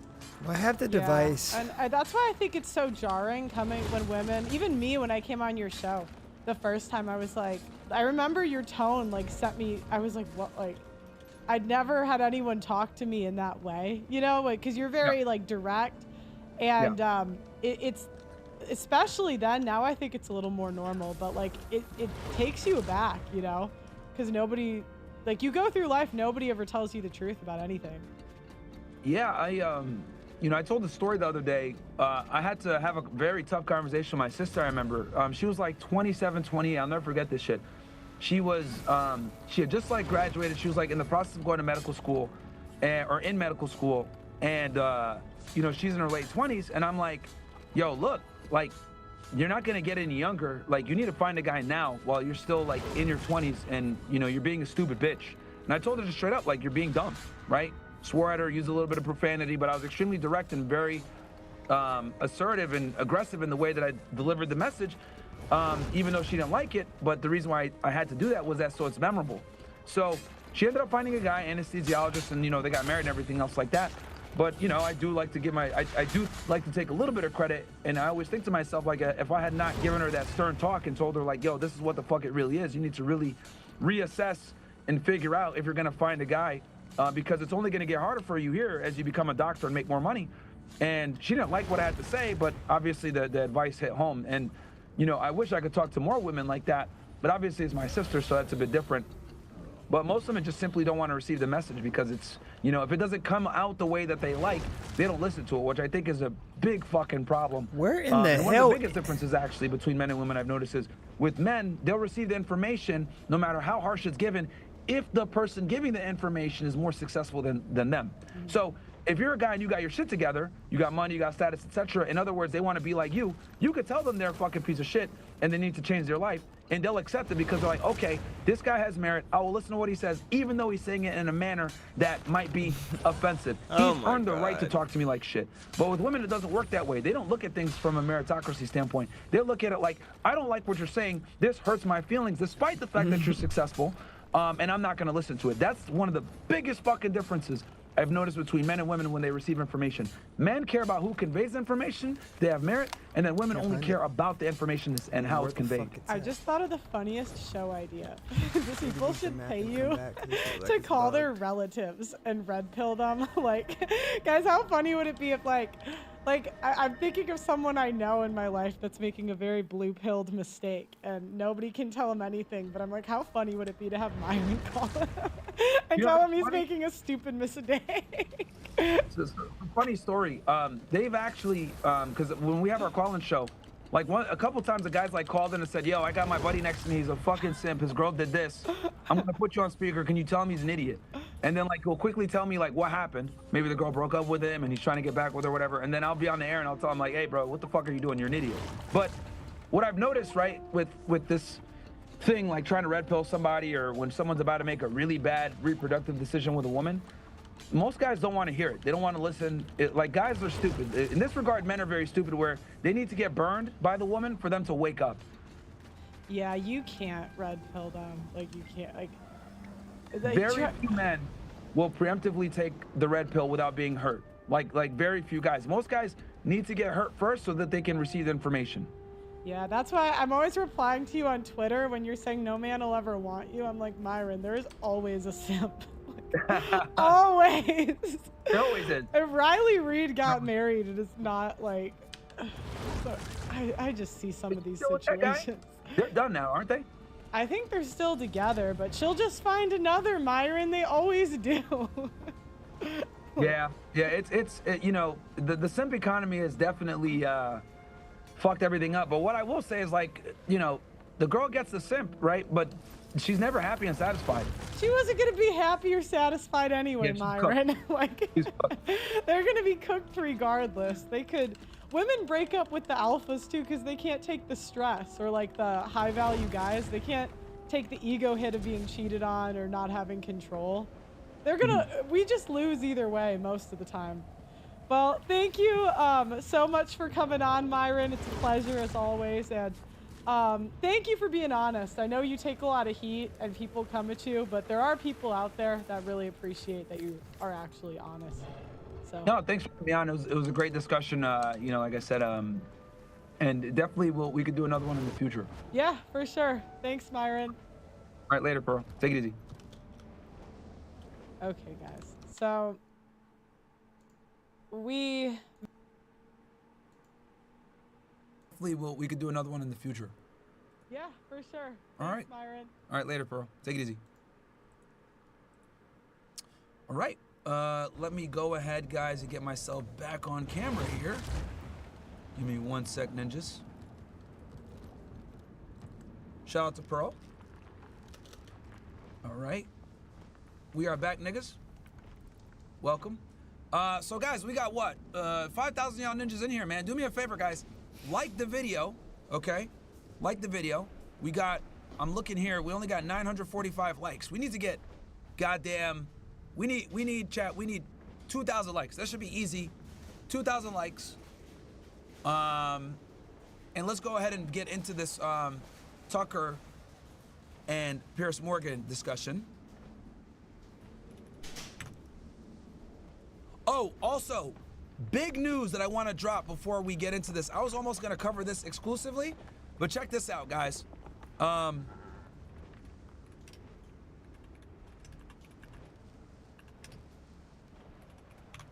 So, look at this. DOJ orders corruption charges against NYC Mayor Eric Adams be dismissed. Chat, did I not fucking call this?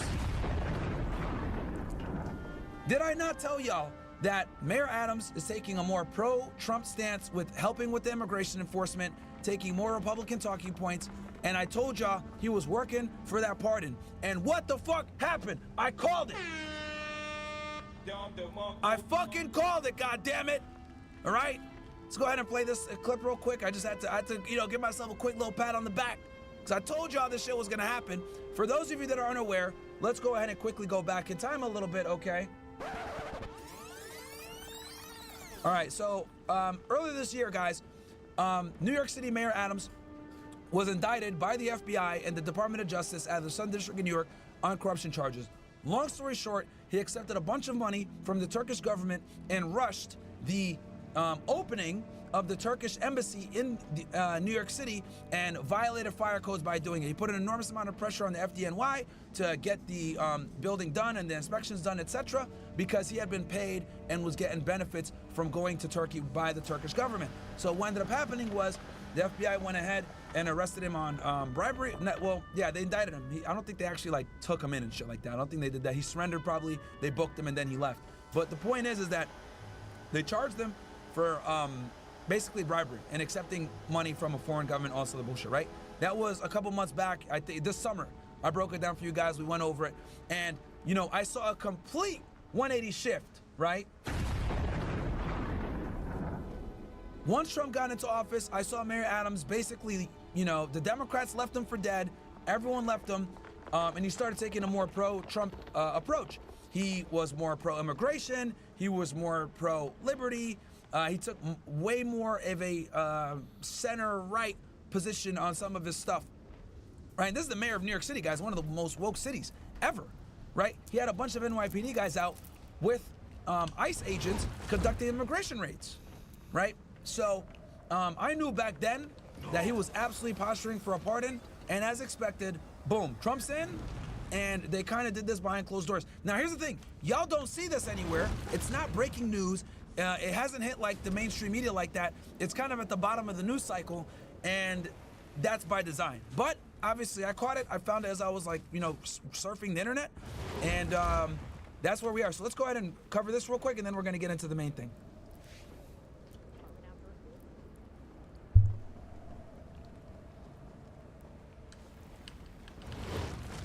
Ordered the U.S. Attorney's Office to City Mayor Eric Adams is thanking the Justice Department after it ordered the U.S. Attorney's Office to drop the federal corruption case against him.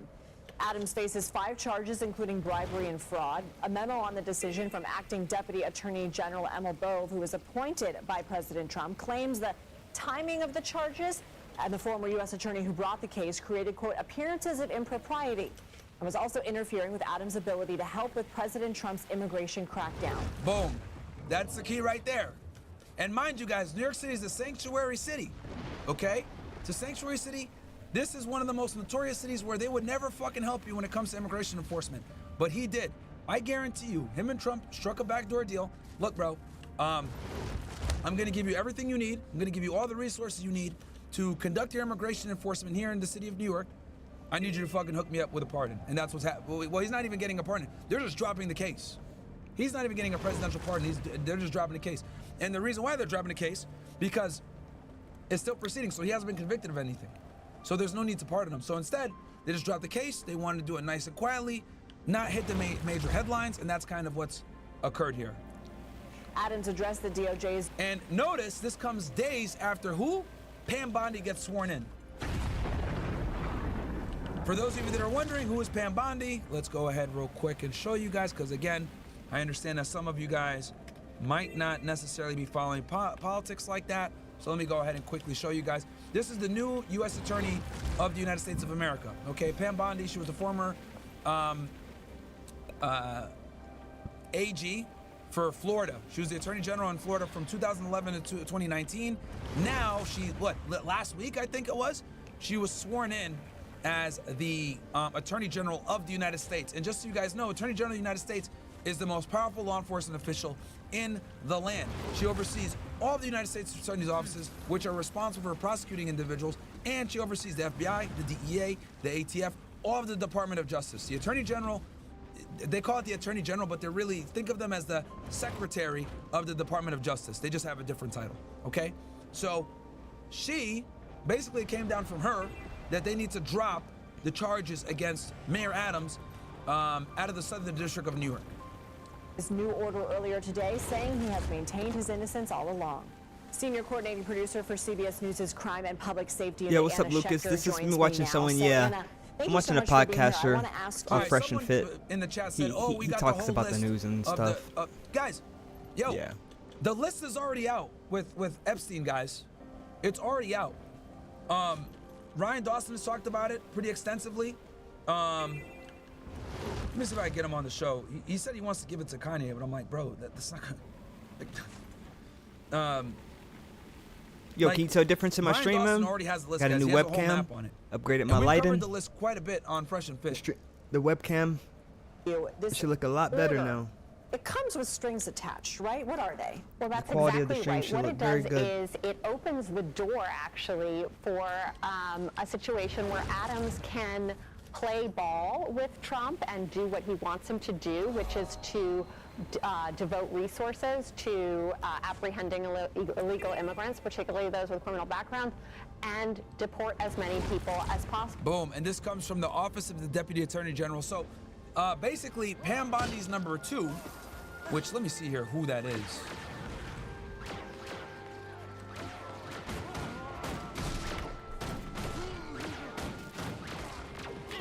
Deputy U.S. Attorney General. Who is it? You see, you don't know? But yeah, I got a new webcam and then I upgraded my lighting, so. Let me just try clicking this thing, because we know it's Pam Bondi, but who's her deputy? And deputy, guys, is the number 2, basically.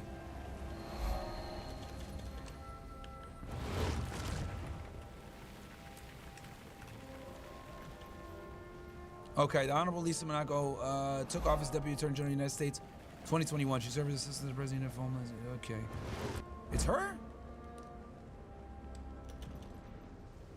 Okay. Who else is in here right now? Yeah, so it goes right here. Your director is authorized by the Attorney General to dismiss the pending charges USA versus Adams. Well, but what's really interesting in the document is they explicitly state that after the election, the mayoral election, he's, remember, up for re-election in November, prosecutors can revisit this. So it's almost like a test for Mayor Adams if he's going to fall in line with Trump's political aim. That's interesting that they reserve the right to come back later and charge him if they want. So is this something that is implicit, or is this something that he's signing a document saying, yes, I will go along with what you're asking me to do?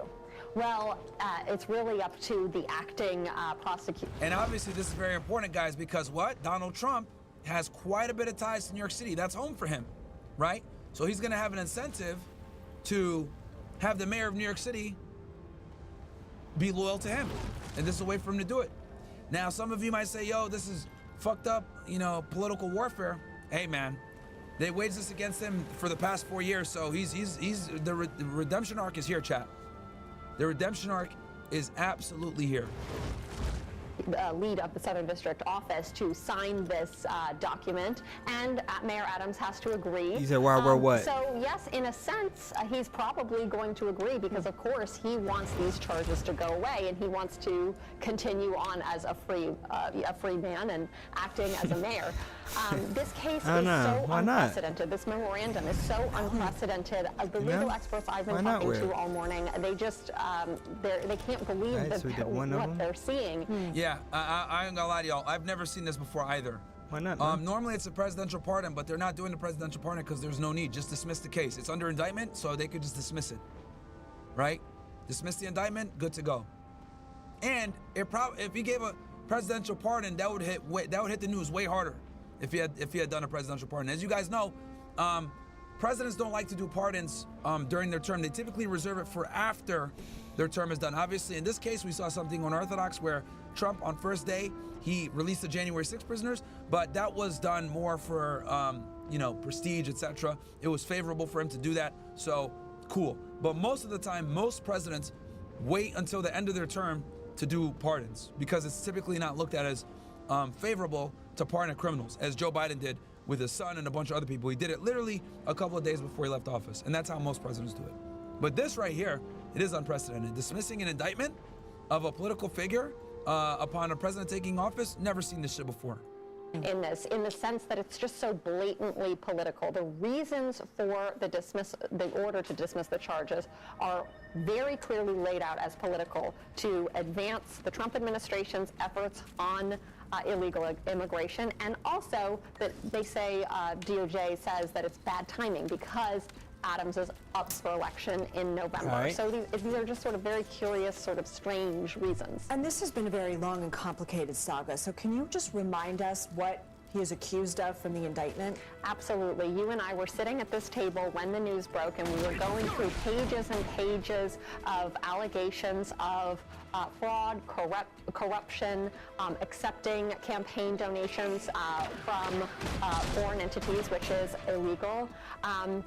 It's a description of more than $100,000 worth of perks, like upgrades on flights, 5-star hotels in places like Istanbul and other locales around the world. Then there's also this issue of pressuring the fire department to approve a plan for the Turkish consulate in New York City without the required safety measurements in place. So it's really kind of a wide array. The prosecutors, Damian Williams, who used to be at SDNY, who's now no longer there, he laid out his case. It's almost like reading a novel, or watching a film noir, like going back, to old school New York, where you don't watch the news? There's, pay to play, favors, and the like.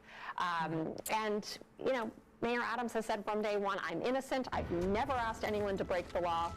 But as you said, these charges could be refiled. So. Yeah, he just asked for the FDNY to basically get the fire permits done ASAP so that he can get his Turkish people their embassy on a certain day when the prime minister was going to come to town. That's basically the crux of the case. Okay, so we're going to go ahead and do the Tucker thing, guys. I just had to, give myself a quick little pat on the back about that one. Because I did call it, chat. You guys are my witness. I called it that he's angling for that fucking pardon. He got it. Not obviously not an official presidential pardon, but he went ahead and got the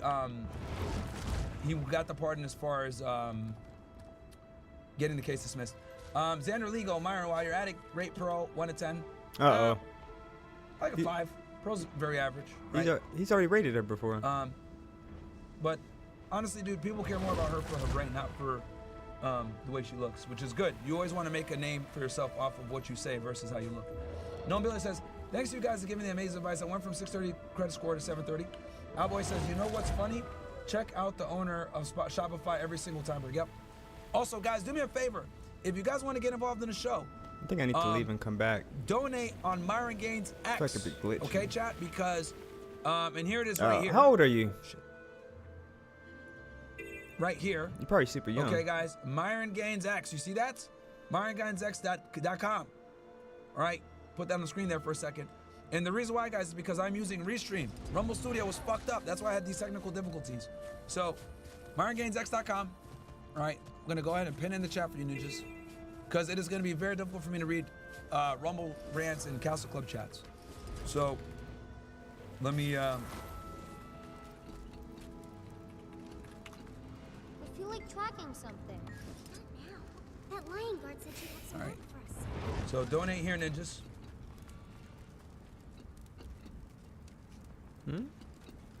Vegan Gains, why are you scared of debating me on veganism? Bro, I don't have a stance on veganism. What the fuck? Bro, I've never argued against or for veganism ever. It's a random ass fucking thing. Why are you scared to debate me on veganism? Bruh, I don't have an opinion on that. The fuck? Weirdo. Anyway, let's see here.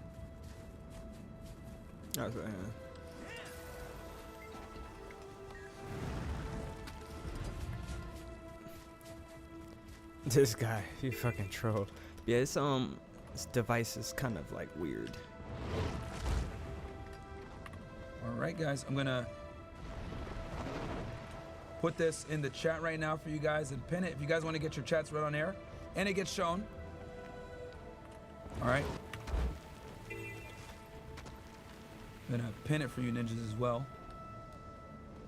And then we're gonna get into the Tucker thing. I'm still not now. Boom. All right. Cool. And then all my Castle Club ninjas. Let me. There's a link for you guys watching on Castle Club.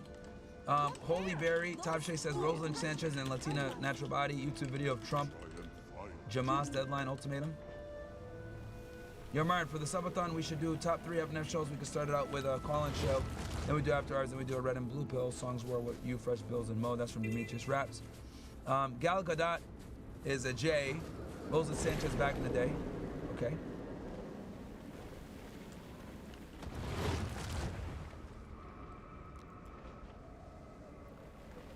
Where in the fuck am I going? Oh, you meant 12? All right, let's go to this Tucker versus Pierce discussion.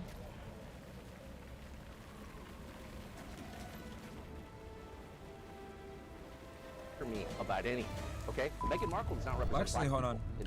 Let's see. How are we looking on the Pierce Morgan? You don't want to say it because you don't want your. Oh yeah, we taking over, chat. We right now 600. Yeah, we're gonna surpass these guys. We're probably gonna surpass these guys too. Yeah, this is gonna be one of his most viewed for sure, chat. This is gonna be at 1 million, probably by tomorrow. And then what the hell is this? America can handle Trump. Yeah, Eric Weinstein's a bitch. He blocked me on Twitter for no. I don't even know who this motherfucker is. Oh, let me get this out the screen.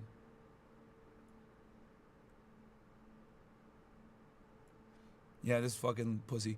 Yeah, so yeah, we're at 600K, chat, for the show that we did yesterday on Pierce Morgan on Kanye. Speaking of which, I did a whole thread on this, right, on X, which I think was really well written. Let me show you guys it real quick. You go to x.com, go to my profile if you haven't already. You guys all need to follow me on X. I've been clicking on there. Thumbs up. We're at 240K followers, by the way. Chat. All right. And I don't even got to fucking check, and I'm shadow banned on this bitch, and we're still cooking on X. All right. But here's a thread that I wrote on this. A thread. How Ye took over the internet and stole the limelight from the NFL Super Bowl and Kendrick Lamar step by step. 1. Unannounced, Ye appeared at the Grammys and had his wife reveal a new dress after months of seclusion. This exploded and put him in the map again on every media outlet. Here, let me drop the link for you guys here. If you guys want to read along on this on your X. Don't worry, guys. We're going to do the... Right after this thread, I'm going to do the Piers Morgan and Tucker reaction. Right? Let me get myself up here. Right? 2. After getting back into the news cycle and having all eyes on him, Ye went on X and went on a tweeting spree. Ye gave the sentiment or controversial takes on every hot button issue in America today. Jews, feminism, obesity, homosexuality, domestic violence, titties innocence, and even posted porn to provoke everyone. 3. By doing this, there is no way Ye did not offend everyone in some way with his tweets. Good, because that was his plan. He cleverly did a Yeezy merch launch at the same time. The best buyer is an emotional buyer, so Ye made sure to trigger everyone as best he can. 4. During this X-Troll Fest, Ye selected the most sensitive yet powerful group to attack head-on. Them boys. Why? Because he had revenge to seek for 2 years ago when they launched a campaign to cancel him. They pressured him to apologize, made him go from billionaire to millionaire overnight by canceling him, and labeled him crazy. You guys remember Jonathan Greenblatt in ADL went after him? I showed you guys the Breakfast Club interview where he bragged about getting Kanye canceled. 5. While trolling them boys, he teased releasing a white shirt with a black emblem from Mustache Man and joked he wouldn't release it. He then massively conducted this troll tweet marathon while he simultaneously did a clothing launch for Yeezy. He had about 20 to 30 items for sale. So when you guys went on the Yeezy website in the beginning, he had a bunch of things on there. 6. Then Ye employed a genius move. He paid millions for a Super Bowl commercial time slot, but did this. 7. Instead of a high-quality ad for a coveted commercial slot, Ye shot a low-quality vertical iPhone video while awkwardly lying down in a dentist's office. He barely speaks, but simply tells viewers to go to Yeezy.com. And I showed you guys this commercial yesterday. When a customer goes on the site, all the products are gone and only one product is there. Which product is there? The product that triggered the most emotions he teased. A white shirt with the black emblem. Ye simultaneously deactivated his X after Super Bowl ad. Fucking genius. It was so genius I had to pick up multiple shirts, as I'm sure millions of others did. But why was this so successful despite all the negative coverage on Ye? It's not because people are Nazis, it's because after years of censorship, Ye's unhinged and provocative tweets allowed us to experience something we haven't in years. The ability to critically think when controversial topics are brought to the forefront. Ye simply gave the platform. Also, after looking at this objectively, I'm certain Ye coordinated this marketing strategy with Elon beforehand, hence why he wasn't banned during this campaign. I think that will settle why he wasn't banned, Piers Morgan, because as you guys know, we did the whole debate on why he wasn't banned, right? Conclusion, Ye ran one of the most creative, provocative, and profitable clothing brand launches I've ever seen. He admitted he doubled sales after tweeting the most controversial takes. All the people crying and complaining actually made Ye even more money. In summary, Ye was able to utilize the very cancel culture that made him go from billionaire to millionaire overnight 2 years ago to become a multi-billionaire again in 2025. Genius. And then I go, side note, contrary to popular belief, Yeezy products are incredibly cheap. Every piece of merchandise is only $20, which I didn't know that, by the way, guys. I always thought Yeezy products were expensive. But the reason why it seems expensive is because Ye does a limited launch to turn each piece into a collector's item. So basically what ends up happening is the resellers take buy the products and then resell them for ridiculous amounts of money, which I had not known that, right? And then side note too, maybe I'm stupid, but who knows? I'm just not into fashion like that. But when I found out, I was like really surprised that he sells it for only $20. Side note too, I call this the Jordan effect. As you guys know, I used to collect Jordans when I was younger, right? The reason Jordan sneakers are expensive and have hundreds of waiting in line to a sneaker store or in the internet refreshing a page to order is because of scarcity, guys. The fear of missing out drives hype. And then more interesting stuff, guys, go ahead and obviously, join the newsletter, which I think I got pinned in the chat anyway. But anyway, with that said, I'm gonna get some water and then we are gonna go ahead and cook on this Piers Morgan thing with Tucker. Because I think that this discussion was extremely revealing. I'm gonna go ahead and put this thing to 1.25. I'm gonna take a quick piss, guys, get some water, and we're gonna keep cooking. Give me 1 sec.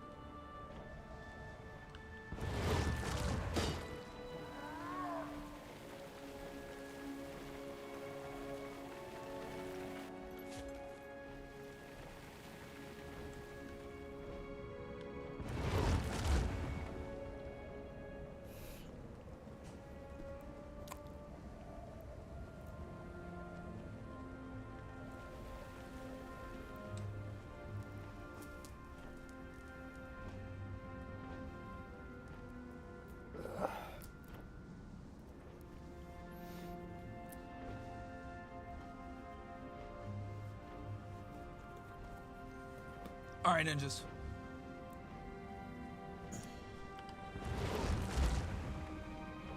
Are y'all ready? Let's go ahead and get this thing going. Wanted to kill Trump. I mean, there's no doubt. You genuinely think? Of course I know that. Why split my enemy? He's never done anything to me. Oh, you're a Putin puppet. No, I'm not. I'm an American. Platform. Platform. Talking to people we disagree with. No. How can you say Churchill saved Great Britain when it's in its current condition? Well, you can say he certainly saved it at the time. So you're in a military alliance with Joseph Stalin? You shut the fuck up. You have no right to lecture me about anything, okay? Meghan Markle does not represent black people in the United States. I don't know if you knew that. No question she doesn't. She doesn't represent anybody. Where I was completely wrong, in COVID, I got very overly emotionally engaged. Had you already gotten the vaccine? Yeah. Did you know that it made you impotent when you got it? Cooked, bro. Cooked. All the people that push the vaccine are idiots, bro. Here's my point. Such a dick. I can't control myself. No, that's why I like it. It's probably getting on so well. Well, I've hosted some uncensored shows from strange places in my time, but never anywhere quite like this. And strange only in fascinating. We're at the heart of Saudi Arabia, in Riyadh. I've never been before. My guest, Tucker Carlson, has never been here before either. So we're both newbies to Saudi Arabia. And we're going to do a little head-to-head. I grill him for an hour, he grills me for an hour. We tossed a virtual coin on somebody's phone. I won. I get to go first. So I get to have him right where I want him. Tucker Carlson. Now, I think this is interesting because you got two really big broadcasters from the United States and from the United Kingdom, right? I would argue that Tucker is Pierce's equivalent in the United States, and obviously Pierce is Tucker's equivalent in the United Kingdom. So you got, you know, two of the biggest broadcasters of their respective countries having a discussion. So this is good. This is going to be good. Welcome.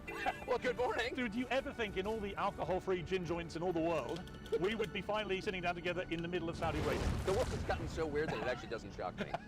It doesn't shock. Pyongyang might shock me, but this feels like closer to the center than it used to, for sure. We've been here a couple of days. I don't know about you. I've been genuinely stunned by the reality of Saudi Arabia compared to what I've been told it's like. I have been, but I've met so many people. I have so many friends who, you know, where were you? I was just in Riyadh or Al Ula, or I was, you know, vacationing with my family in Saudi. I ran into two Orthodox Jewish guys from Brooklyn in Riyadh.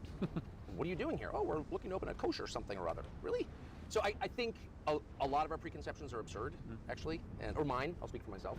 But I find that every place I go. You know, you think you know what you're going to find, but it's totally different. Totally different. Moscow being the greatest example, but there are a million others.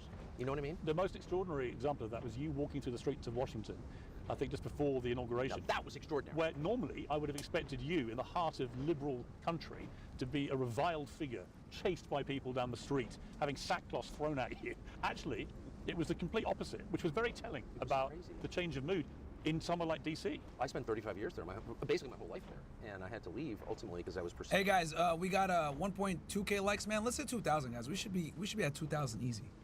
2,000 likes, guys. Come on, let's get the engagement up. If you're watching on Rumble, open up a tab. Watch on YouTube as well. We got 5,000 you guys in here. Happy to have you ninjas in here. But like the video. Perceived as close to Trump, and it was very hostile, really hostile. I don't think Washington is a liberal city in the true sense of liberal. It's not open or relaxed. But it's institutional. You know, it's based on the federal government and the way things are. The status quo is very important. The way people live there, and anyone who seeks to disrupt it is really hated. I mean, Idi Amin would get a far warmer welcome in my neighborhood than Donald Trump. It's fine. World leader, it's okay. Donald Trump not allowed.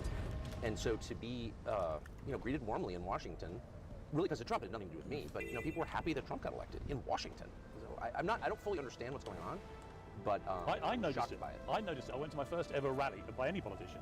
I went to the Madison Square Garden rally. Happened to just got to New York, and I thought, you know what, I'm going to go down there. And I spoke to President Trump in the morning, and I told him I was going to go down. And he said, you're going to enjoy it. It's like a rock concert. You know? Yes. And it kind of is. You know, his rallies are like rock concerts. But I thought, middle of Manhattan, right before an election. That is true. Trump rallies really are like fucking music concerts. Like, people get excited, they get hyped. He obviously does the dance, which obviously is very infectious. A lot of people love it. Plays the YMCA. So he has a whole theme when he comes out. And I would say Donald Trump, guys, was the first president to like brand his presidency, right? Like, if you guys look back at the 2016 campaign, right, when he went up against Hillary, do any of you even remember what Hillary's slogan was? None of us remember it. You know, but we remember "Make America Great Again," right? So, very important. I remember 2016, I thought it could be mayhem down there. You know, I was worried about where I was going to be dropped, and whether going to be tens of thousands of protesters, marches through the streets of New York, very liberal city again. And it was extraordinary. I was there for a few hours, and there were 50,000 people outside, but they were all trying to get in. They were Trump supporters without tickets. And I said to the Secret Service, how many protesters turned up? 150 people turned up in the heart of Manhattan to protest. And I thought then, well, I thought after he got shot, he's going to win. And I thought after Biden got politically shot, it was even more likely he'd win, because I thought that they're going to coronate Kamala in this ridiculous manner. She was hopeless the first time around. It's not going to work. Even more chance of him winning. But by the time I got to that rally, I was like, he's home and dry. I mean, he's going to win big. Yes. I thought that too. I was shocked by it. And I thought, you know, is it a kind of surrender? Is it, you know, Trump just built a bigger siege ramp and just knocked down the walls? Well, the resistance just collapsed. But the resistance was fake in the first place. So they used, I mean, in my country, and I know yours as well, they used race politics to make everyone shut up.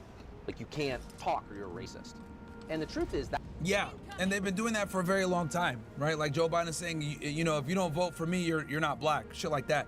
And race politics is very strong in the United States because no one wants to be labeled a racist. But bro, like I told y'all before, we're tired of it, man.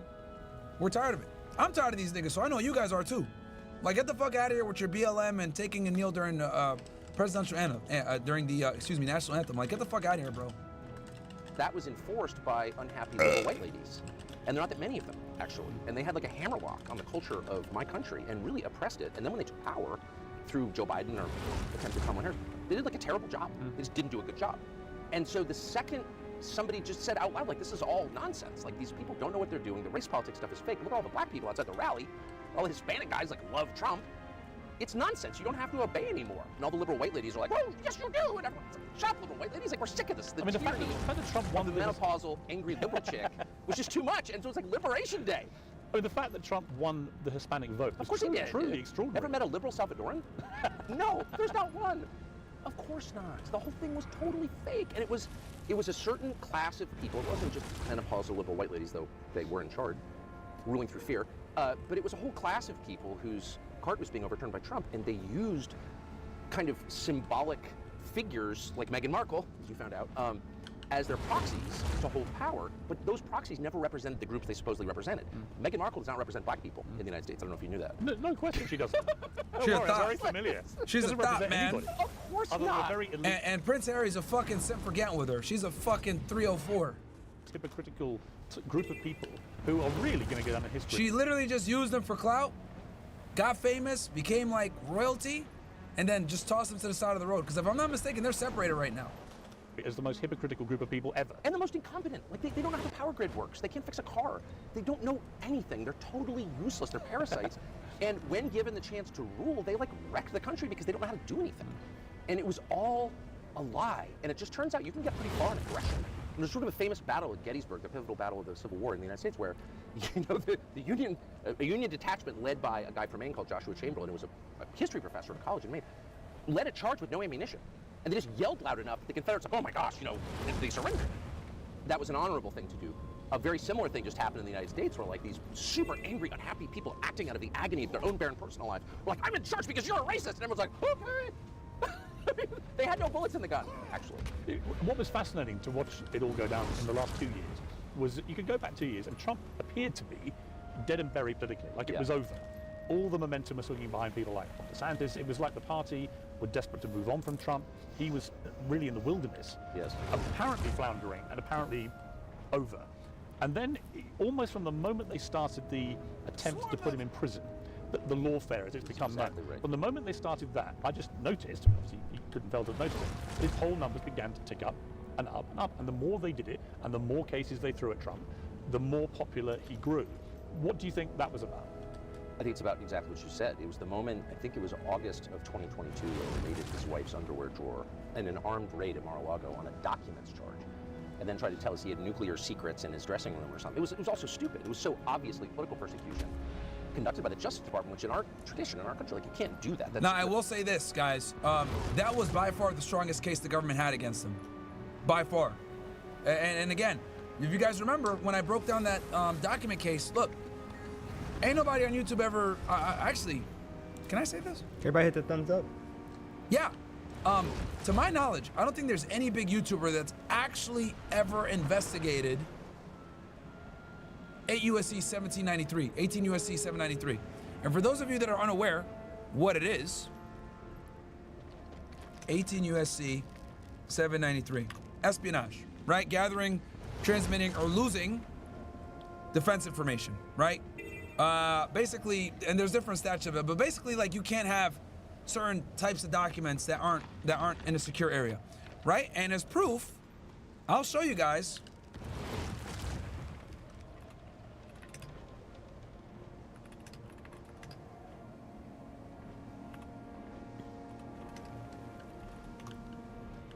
Boom. This is a case that I worked on, guys. Mozaffar Kazi. I've talked about this before. So this was a big espionage case I did. Basically, long story short, this guy was sending sensitive military information to Iran. And this is a case that I worked intimately on. Actually, I was the one that found him, where he was at. Because he was hiding somewhere. But either way, the point I'm trying to make is, this is a case that I worked on. So there's no one else on YouTube, basically. I'm trying to tell y'all niggas. Qualcomm Punch! That has actually done a 793 espionage type case. I have. So I'm here to tell you guys, that case they had against Trump with the documents was by far the strongest case they had against Trump. Why? The reason why it was strong is because you can't have NDI or national defense information, okay, in your house. Simple as that. Well, you can't have it, right? It's got to be stored in a certain place, skiff room, whatever the fuck it is. And I know some people were saying, oh, well, you know, Donald Trump can declassify the documents. That is true. He absolutely can. But national defense information doesn't matter the classification. Anything that's NDI, military type stuff, is always going to be problematic to not have in a secure area. So, this case actually is what concerned me the most when I was looking at everything. This was the most serious case they brought against him, in my opinion. And the one that they had him dead to rights on. That's why, if you notice, this is the only case that really got dismissed before he got elected. Right? For those of you that don't remember. So, quick recap. FBI raids Trump's house, right, in Mar-a-Lago. FBI raids Trump's house. They go through it. They find all these documents. Some of them classified, some not. Now, the classification, like I said before, doesn't matter because a lot of it is NDI. Then he obviously got indicted out of the state of New York. He got indicted at Washington, D.C., and he got indicted in Georgia. 2 federal cases, 2 state cases. Okay? Jack Smith, who was the special prosecutor, was the one running the federal investigations. He was running the Mar-a-Lago document case, and he was running the Washington, D.C. insurrection case. Now, the 2 state cases, we all know that's bullshit. Okay, having sex with Stormy Daniels, bro, okay, and paying her off, who cares? Then, out of Georgia, he had Fannie Willis had an overzealous RICO case against him and Rudy Giuliani, etc. Also a bullshit case, in my opinion.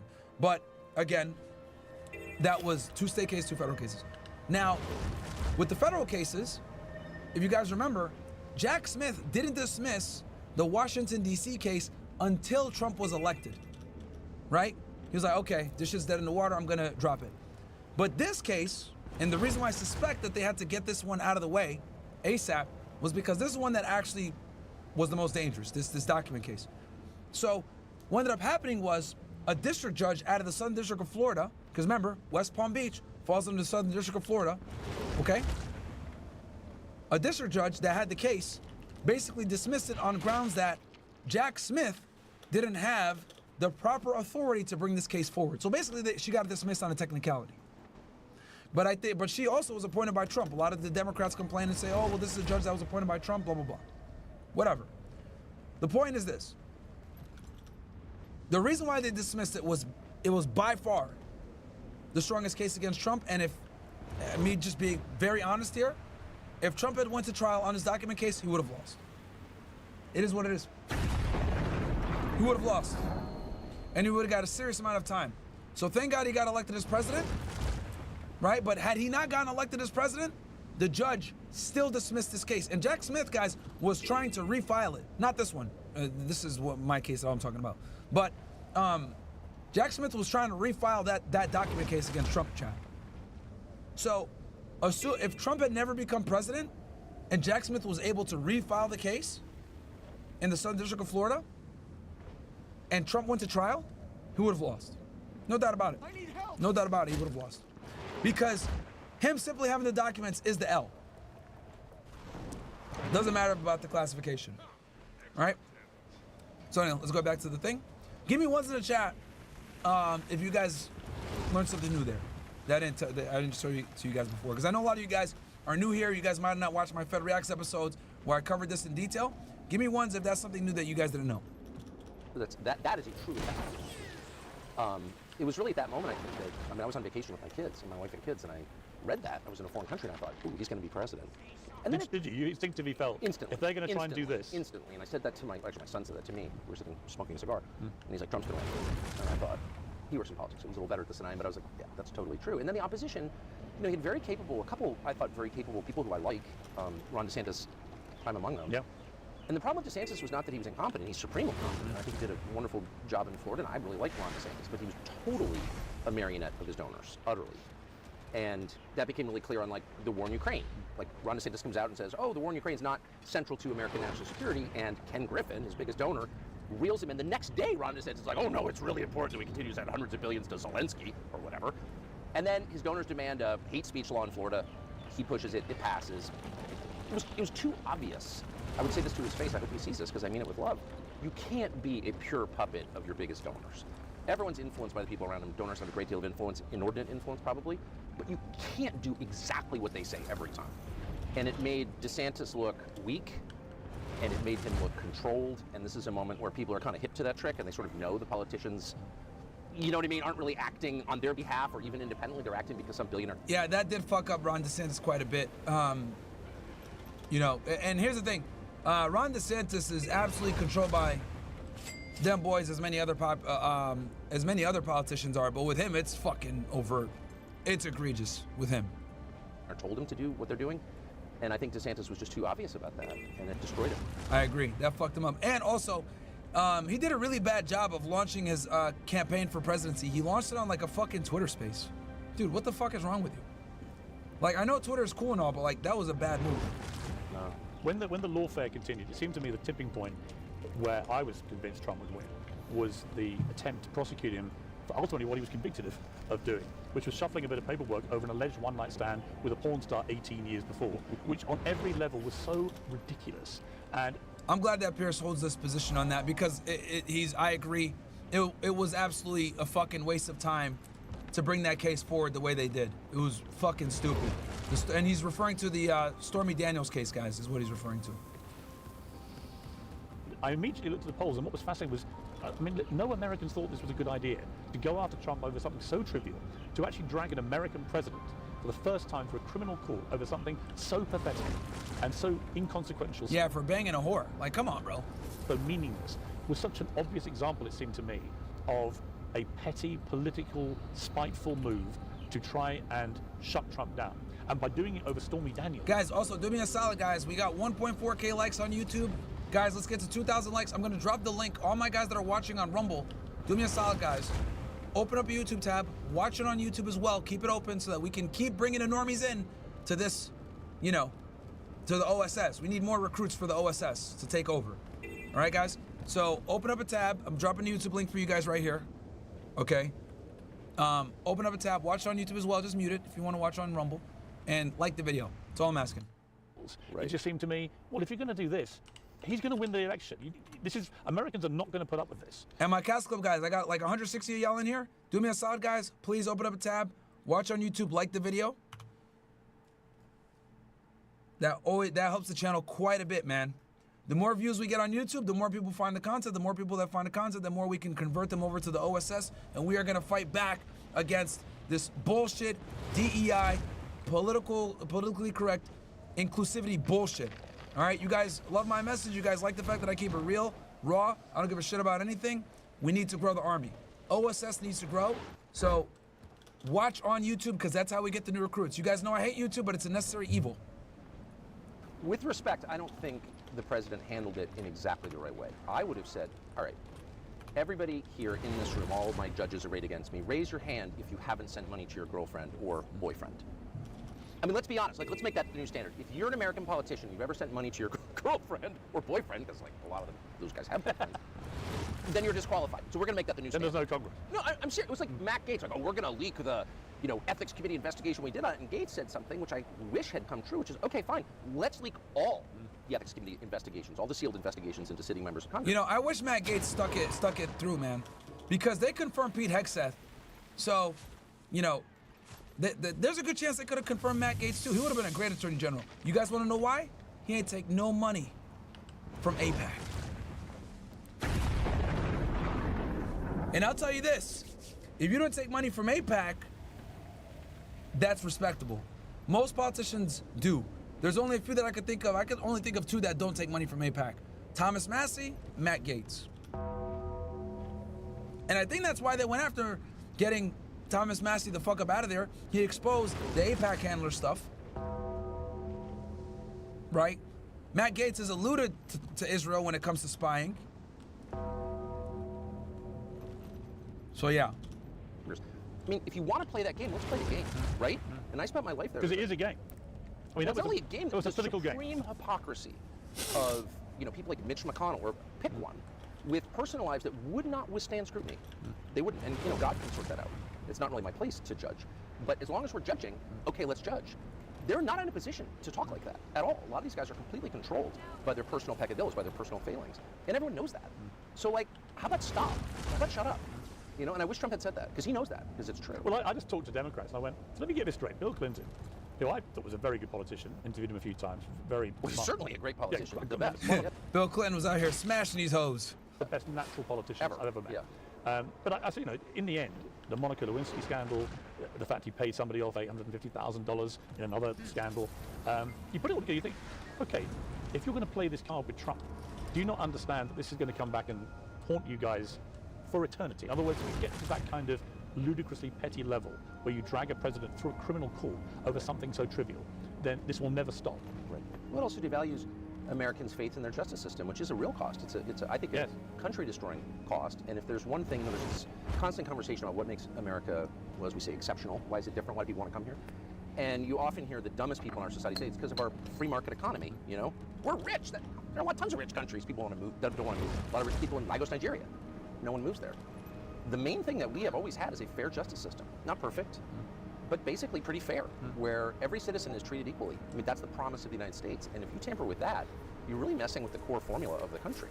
I mean, there's an egalitarian spirit that undergirds all of our institutions. I'm a citizen, I'm your equal. That's a Northern European concept that was brought to North America 250 years ago. It's worked great. People like it, no matter where they're from. And they are destroying that. The left is destroying that, with the complicity of lots of Republicans, too. It's not just the Democratic Party, but I don't think we should mess with that at all. The other pivotal moment, it seemed to me, in the race was the assassination attempt, where Trump's reaction, I mean, my brother was a British Army colonel, for example, and he said to me, you never know how people are going to react till they get shot. That's right. That some people that you would least expect crumble, cry out for their mother. Other people who you may not expect to be that courageous leap up and go straight back into the fire. And he said, you just don't know. Trump's reaction was genuinely extraordinary because he didn't know if there were other shooters in the audience. His natural gut reaction was to stand up, say, fight, fight, fight, with blood pouring. And that was pretty epic. Actually, let's play that clip real quick. I'll show it for you guys real fast. Because most people would have fucking cowered at that point. Trump,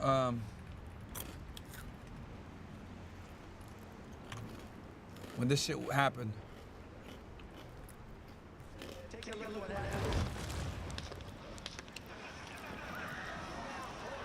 Whizzed right by his ear. Obviously, Secret Service jumps on him. He gets up, disheveled, but standing strong.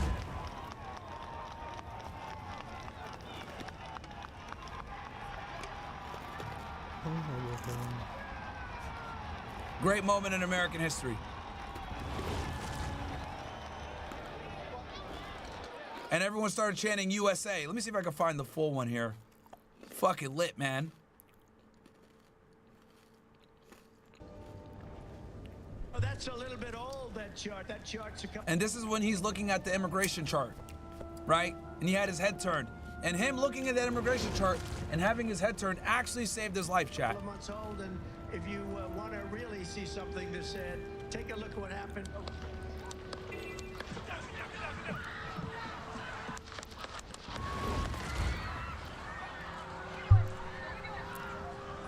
What are we doing? Right, you can hear them.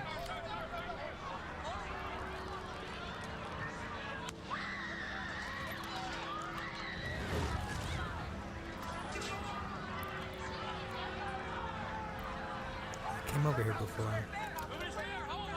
This was crazy, man.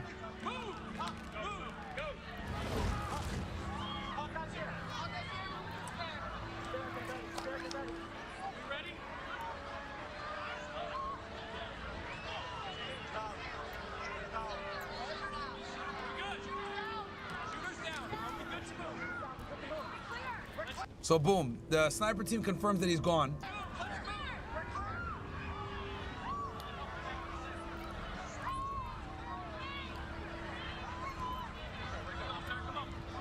Let me get my shoes. Let me get my shoes, sir. Hold up, your head is bloody. So we gotta move to the club. Let me get my shoes. Watch out.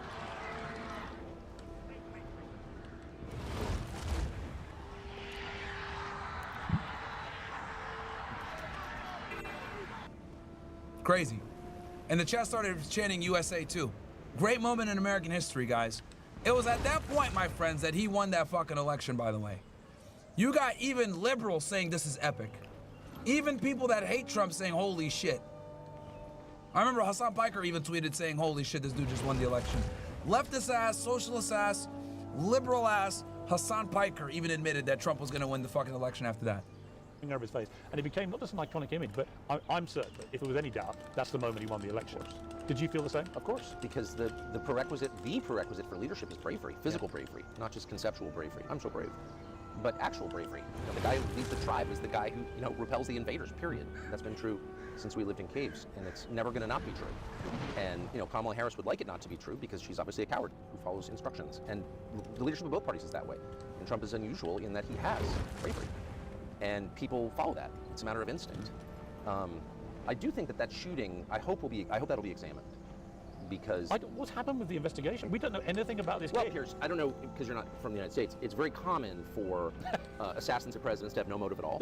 Extraordinary. And at the age of 20 to have no social media profile. He never went on the internet. Nothing. Kind of weird. No record at all. Yeah, no cutlery in his own. That's funny.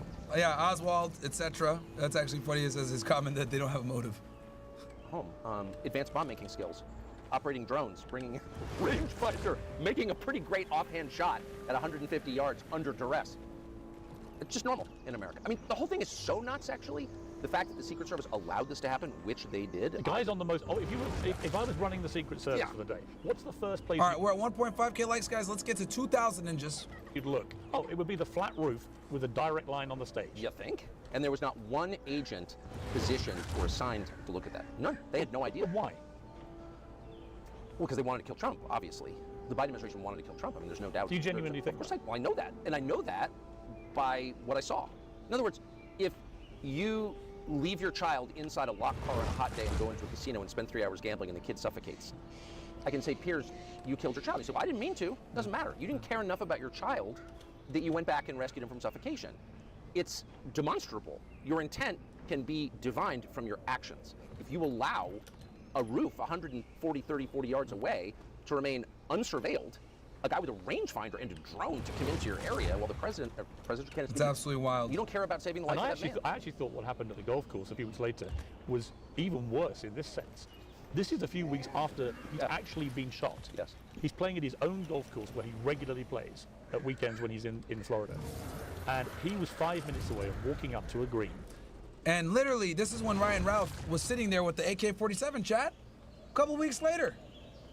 Absolutely nuts. Where if one Secret Service agent who happened to walk ahead had not... Yeah, because they were playing golf, so what they would do, guys, is the Secret Service agents would go up to the next hole ahead of time so they can scout it out, and that's how they found Ryan Ralph sitting there with the fucking AK-47. This after Matthew Crooks had tried to kill him like 2 months prior, because this shit happened in September. So, what, July 15th-ish? Trump almost got shot by Matthew Crooks, at Butler, Pennsylvania. Then in West Palm Beach County, 2 or 3 months later, this guy Ryan Rout, the crazy pro-Ukraine war idiot, was sitting there in the bushes with an AK-47 waiting. And he had been there for 12 hours, chat. He had been there since like 1 o'clock in the morning the day before. Of a rifle poking out of a bush.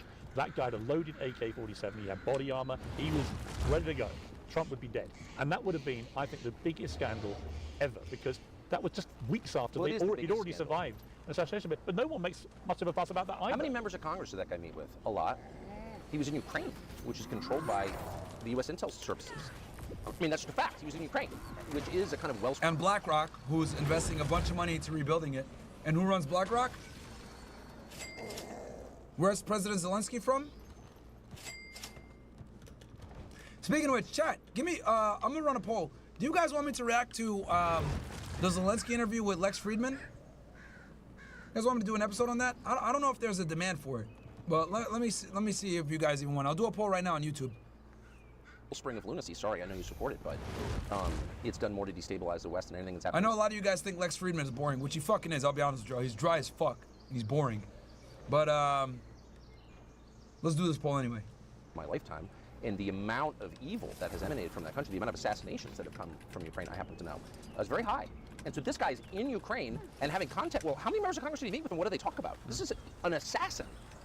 No, we don't know. So, but again, the media, fascinating. The mainstream media.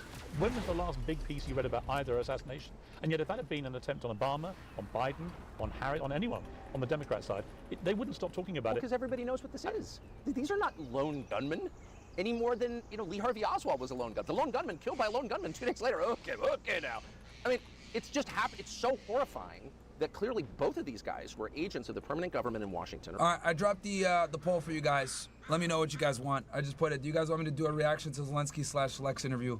Hell yes or hell no. Up to you, ninjas. Or globally. I'm very well aware of the fact that Lex Friedman is boring as fuck. I turn him on when I want to go to sleep, to be honest with y'all. Nigga's boring as hell. And everyone thinks that he's like a plant because no one knows how the hell he became so popular. Which, including me, but yeah. And there's like no honest person who could deny that. It's just so obvious, and I think that people don't want to wrestle with that because it's incredibly disturbing. And I think it's also possible that people in the Trump administration don't want to deal with it. I mean, they're still guarded by the Secret Service. Yeah. And whatever elements tried to murder Trump are still in the positions they occupied. I mean, I watched him the other day walking through a Las Vegas casino, and everyone was like, isn't that great? And I was like, wow, really?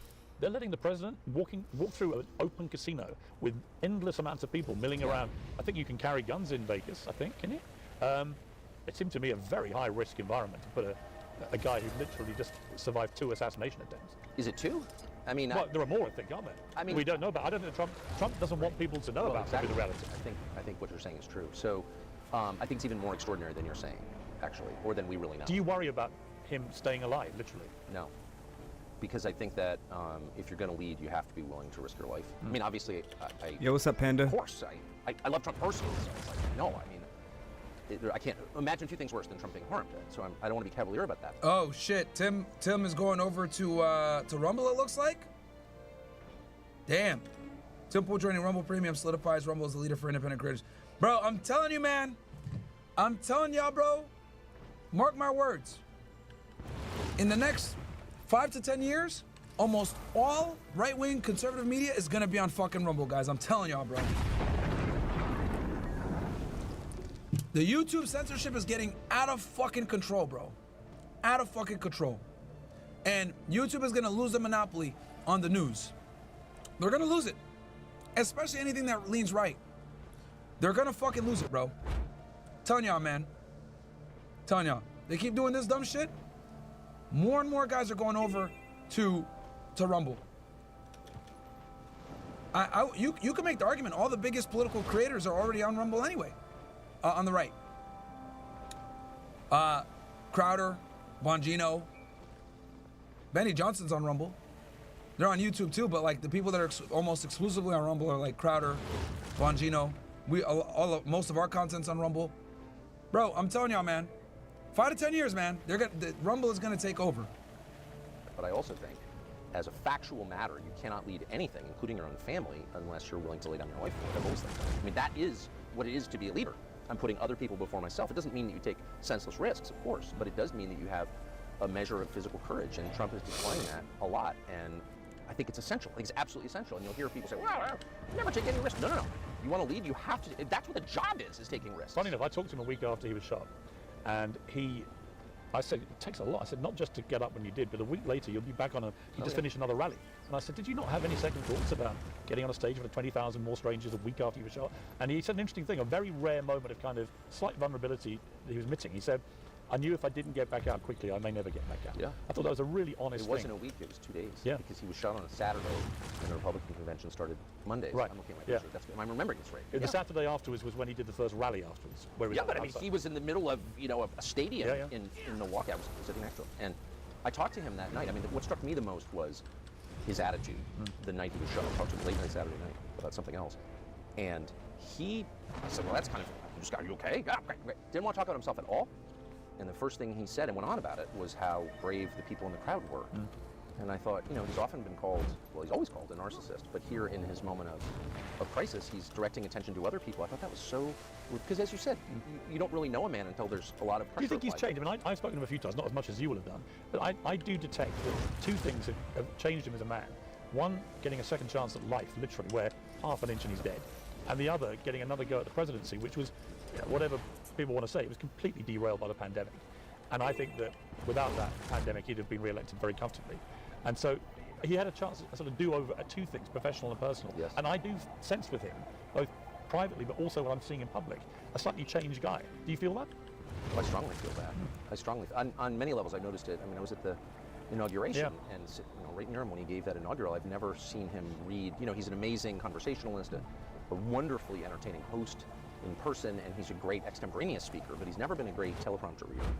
He didn't miss, as a teleprompter reader, I noticed, he didn't miss a single word in that inaugural. He was just so calm. It's stylistic, but I think it speaks to something. And disciplined. And disciplined. I will say this, I find it interesting because Tucker was not a Trump fan before, guys. He was also a never Trumper. Don't want to be the bearer of bad news, but that's the truth. Really focused, right? But the pitfalls, look, I mean, Trump has full command of the U.S. government to the extent anybody ever does, because it's so huge. And more power in his first week of the presidency than any president in my lifetime, more than Reagan. So he can do a lot, and his program is popular. It's always been popular. He's done a lot. The first week has been extraordinary. I've never seen anything like it. It's shocking to me how just efficient the functioning has been. And it's so heartening. The point is, in order to stop Trump, you need to massively... Guys, we're at 1.6K likes, man. Let's get to that 2,000 ninjas. We should be at 2,000. Let's go. We got 2,500 of y'all watching. We got 5,000 plus of you guys in here. Let's get to 2,000 likes, guys. Derail not just him but the country. You need a COVID or a war. And I think as long as... Or putting him in jail or an assassin's bullet. Well, they can't put him in jail. I don't think they're going to put him in jail. Well, they tried. Yeah, they did. No. Yeah, they can't now. They definitely can't now. But I mean now, going forward in the next 4 years, if he can avoid a war with Iran and a war with Russia, a deepening war with Russia, he will be the most effective president really since the founding, I think. He will really change the country for the better.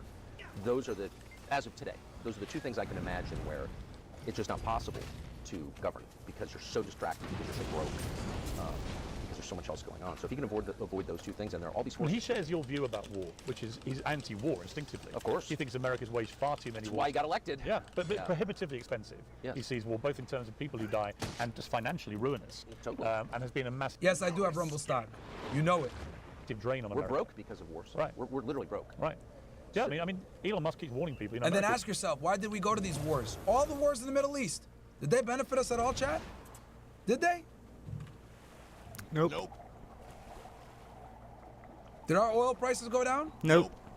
Did our gas prices go down? Nope. But we spent trillions upon trillions upon trillions of dollars on these fucking wars, man. Yep. We'll go bust if this continues, if the spending continues at the rate. Why is that? Because we sent it abroad. Trillions of dollars since 9/11. So, yeah, I mean, that's just a math question. I don't think there's much debate about it. But there's a huge debate in Washington about how to proceed, and there's a lot of pressure on Trump to go to war with Iran and to deepen the war with Russia.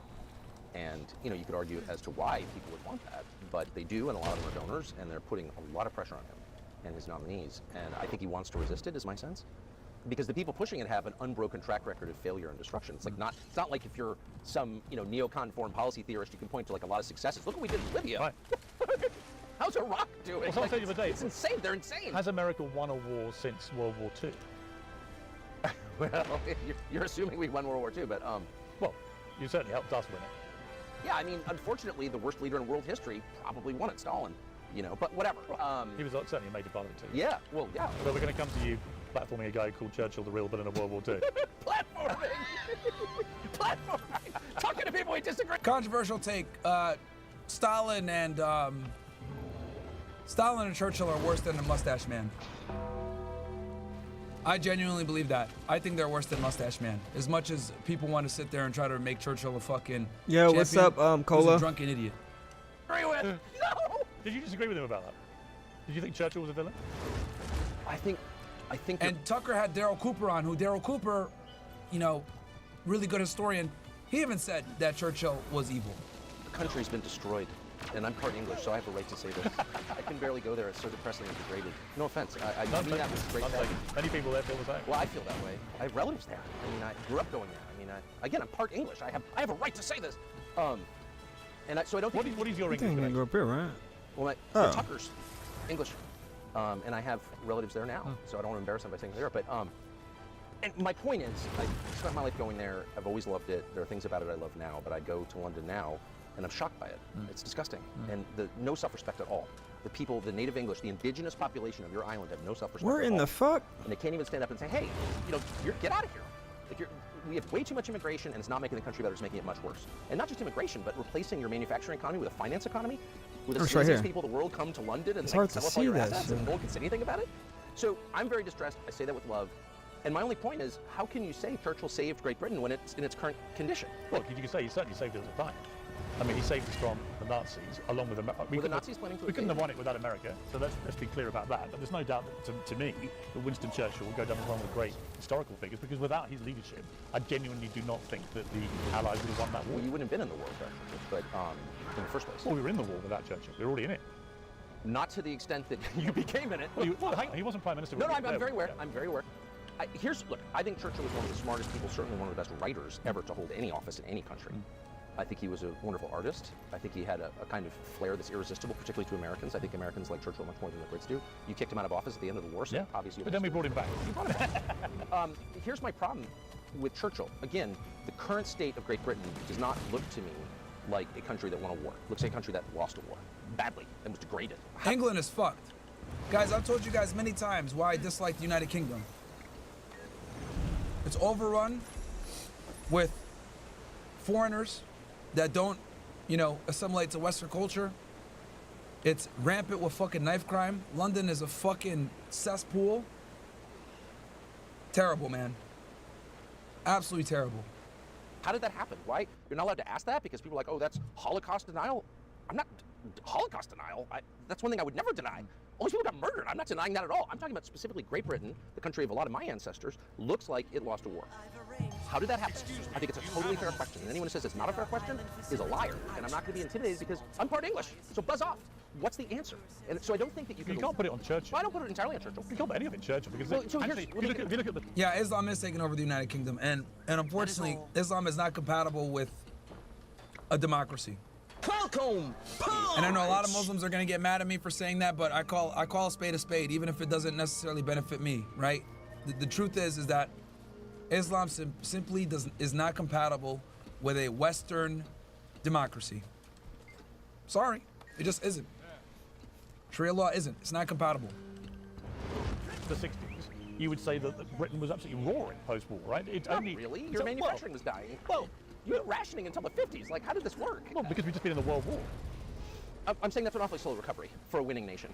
If you won, why did you have rationing for 10 years after? But here's the...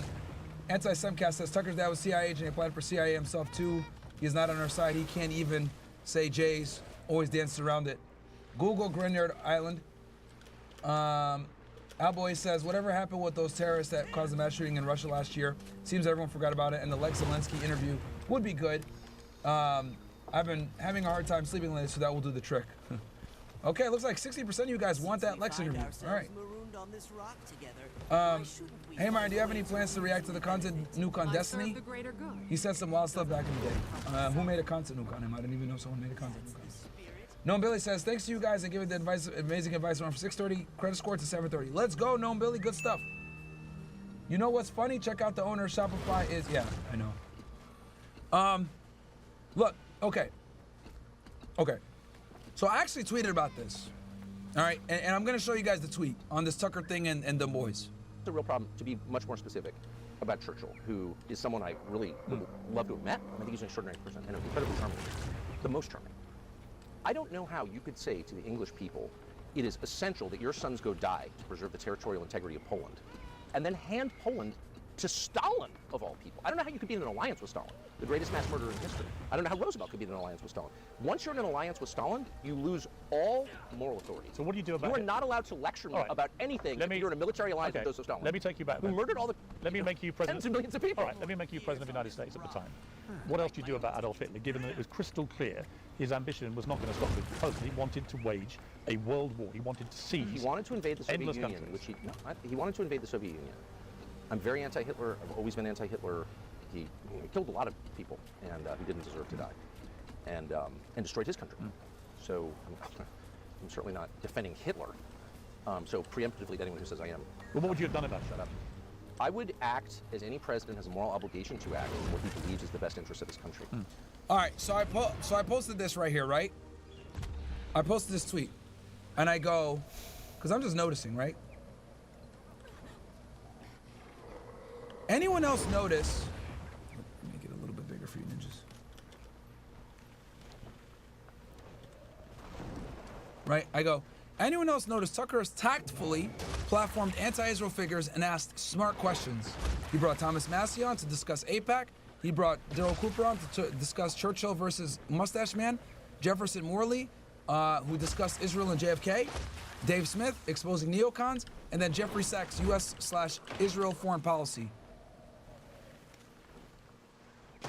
Like, did you guys notice that? Like, that's what, like, look, I know some of you guys are critical saying, yo, he's, you know, he's controlled opposition, whatever. But, he's scared to name them boys.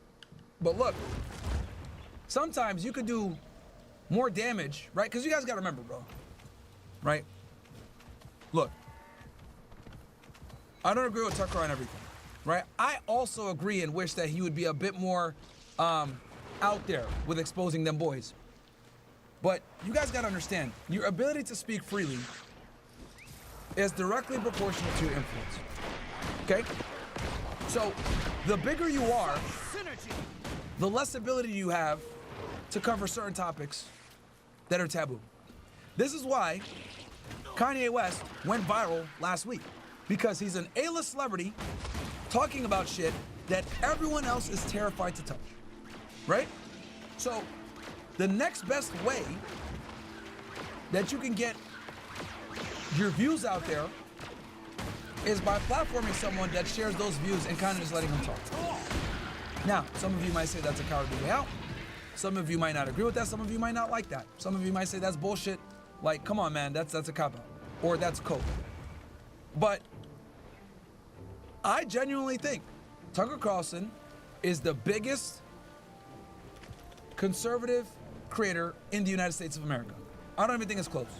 I think Tucker Carlson's number one. He's number one. You guys might disagree with me. You guys, some of you might sit here and try to say, I don't know who else comes close, actually. I think, name some names in the chat. I think Tucker Carlson is the biggest name in conservative media. He is. It's a cut. He does a show, or he does an appearance, thousands of people are there. He sells out arenas. He's the biggest. So, since he's the biggest, that comes with negative ramifications sometimes. And that means he can't speak openly about certain things as much as he wants. And also keep this in mind. He is in conservative media. Who runs conservative media, chat? Huh? Who runs conservative media? It's the same reason that they got our boy Fuentes banned everywhere. We know who runs conservative media. Nah, bro, someone said Alex Jones. Are you fucking drunk? Tucker is way bigger than Alex Jones. Tucker got Alex Jones back on X, man. Get the fuck out of here. Like I said, Alex Jones. You drunk? He's bigger than Charlie too. Yeah, he's bigger than Charlie Kirk too. Yeah. Because Tucker has the boomer audience, he has the young audience as well, and he was on Fox News and he left. So yeah, dude, no. Tucker is the biggest by far. Dude said Alex Jones. Bruh, Tucker Carlson is the one that got Alex Jones back on X. If you guys don't remember, he interviewed Alex Jones on his show, and then shortly thereafter, Alex Jones got unbanned on X. And Tucker was a big part of him getting unbanned on X.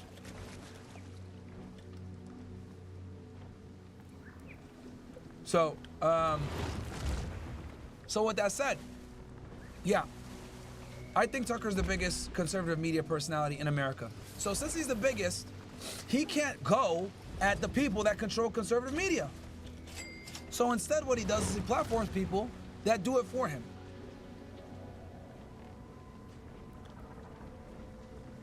So, and I showed you guys the tweet already. He's platformed a bunch of anti-Israel people. And he's also platformed some people that are pro-Israel. No, Joe Rogan is not, I wouldn't consider Joe Rogan conservative media.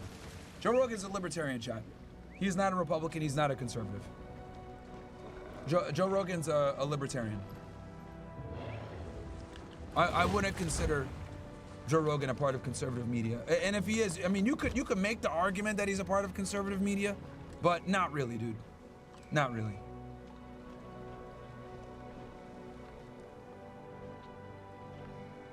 So, chat, I know you guys are like, yo, he's not on our side. His dad was CIA and he doesn't name the J's, but he actually does. He just doesn't do it himself. He brings other people on that do it anyway. Like, bro, he's platformed some people that are super anti-Israel. And he's got a lot of heat for it too. I remember when he had Daryl Cooper on, everyone was saying, yo, you platformed a Nazi, blah, blah, blah. People were pissed at Tucker for platforming him. And also he got some heat for bringing Thomas Massie on and exposing the AIPAC stuff. And he also got in trouble for platforming Sachs. Jeff Sachs. He got heat for platforming Jeff Sachs too. Because Jeff Sachs always says that our American foreign policy is run by Israel. Period. Not in the interest of humanity, the world, of his own country. But now that Tucker's independent, he could do this shit. You guys think he would have been able to do this shit on Fox News? Fuck no. Fuck no, he wouldn't have been able to do this on Fox News. We know who runs Fox News. Countries, they're nation states. Isn't that what America did after? So you don't have to like him. You can go ahead and say that his father's CIA or he's a plant, whatever. One thing I will give him respect for is he's platformed a bunch of people that have controversial takes on that land in the Middle East. Pearl Harbor? You couldn't just sit back and... What the fuck? And even Pierce has platformed some people that are anti-Israel as well. Obviously, he's trying to play a middle ground here with it, which is fine. But Pierce has done it too, so I give him credit as well. He's brought both sides on. Look, I'm not against fighting World War II. I'm not. I'm only saying specifically with reference to Churchill. You can't go to your country, your countrymen, and say, go ahead and die to preserve the dignity of Polish territorial integrity, the dignity of Poland, the nation of Poland, and then give it to Stalin. And it languishes under an iron curtain, and people are murdered and rounded up and tortured to death for 40 years. But that wasn't what Churchill did. Yes, it is what Churchill did. Because he came in after the war started. No. At Tehran, Potsdam, Yalta, they made a deal to hand Eastern Europe, which he had brought his country to war to protect, to Stalin. There's no getting around the fact that Stalin is maybe the worst person in all human history, but certainly in the running, up there with Hitler. Yeah, I mean, you could kill more people than Hitler. I mean, they're all evil. I don't disagree. So you're in a military alliance with Joseph Stalin? You shut the fuck up. You have no right to lecture me about anything, okay? That's where we start.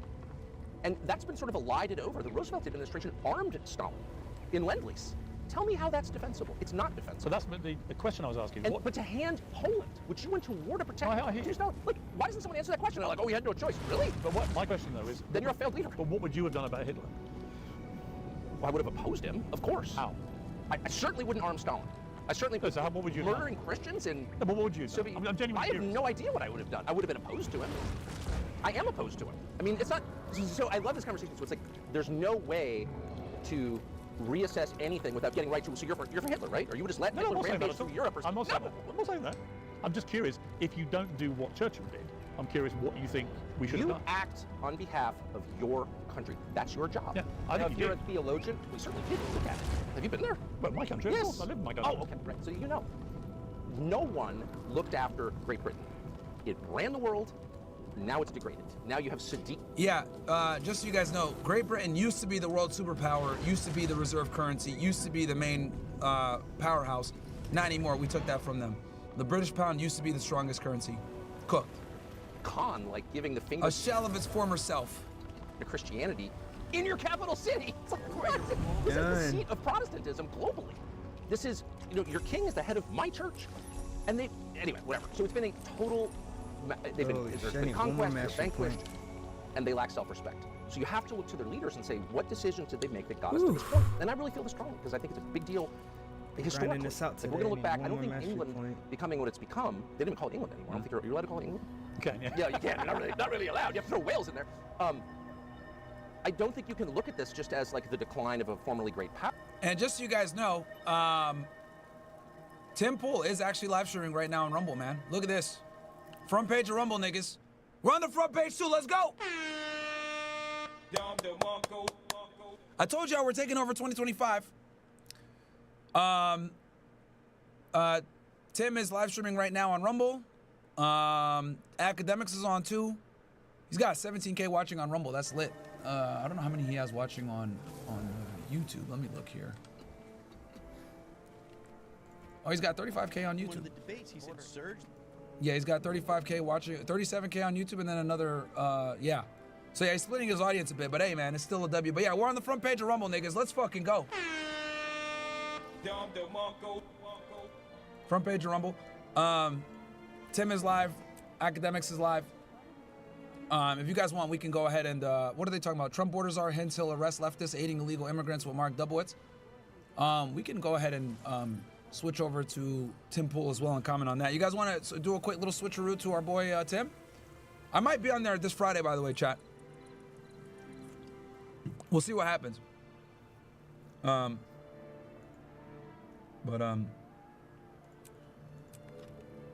You guys want me to stick on with this Tucker and Pierce, and we come back to it?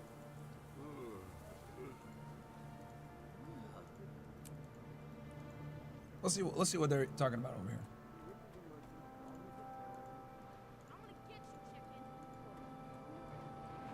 And of course, we're gonna watch on Rumble. Support Rumble.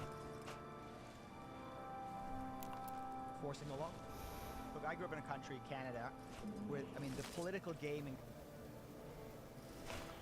and the quality on Rumble is better, chat. Like, it actually is better. The video quality. Let in as many immigrants as possible, not legal immigrants.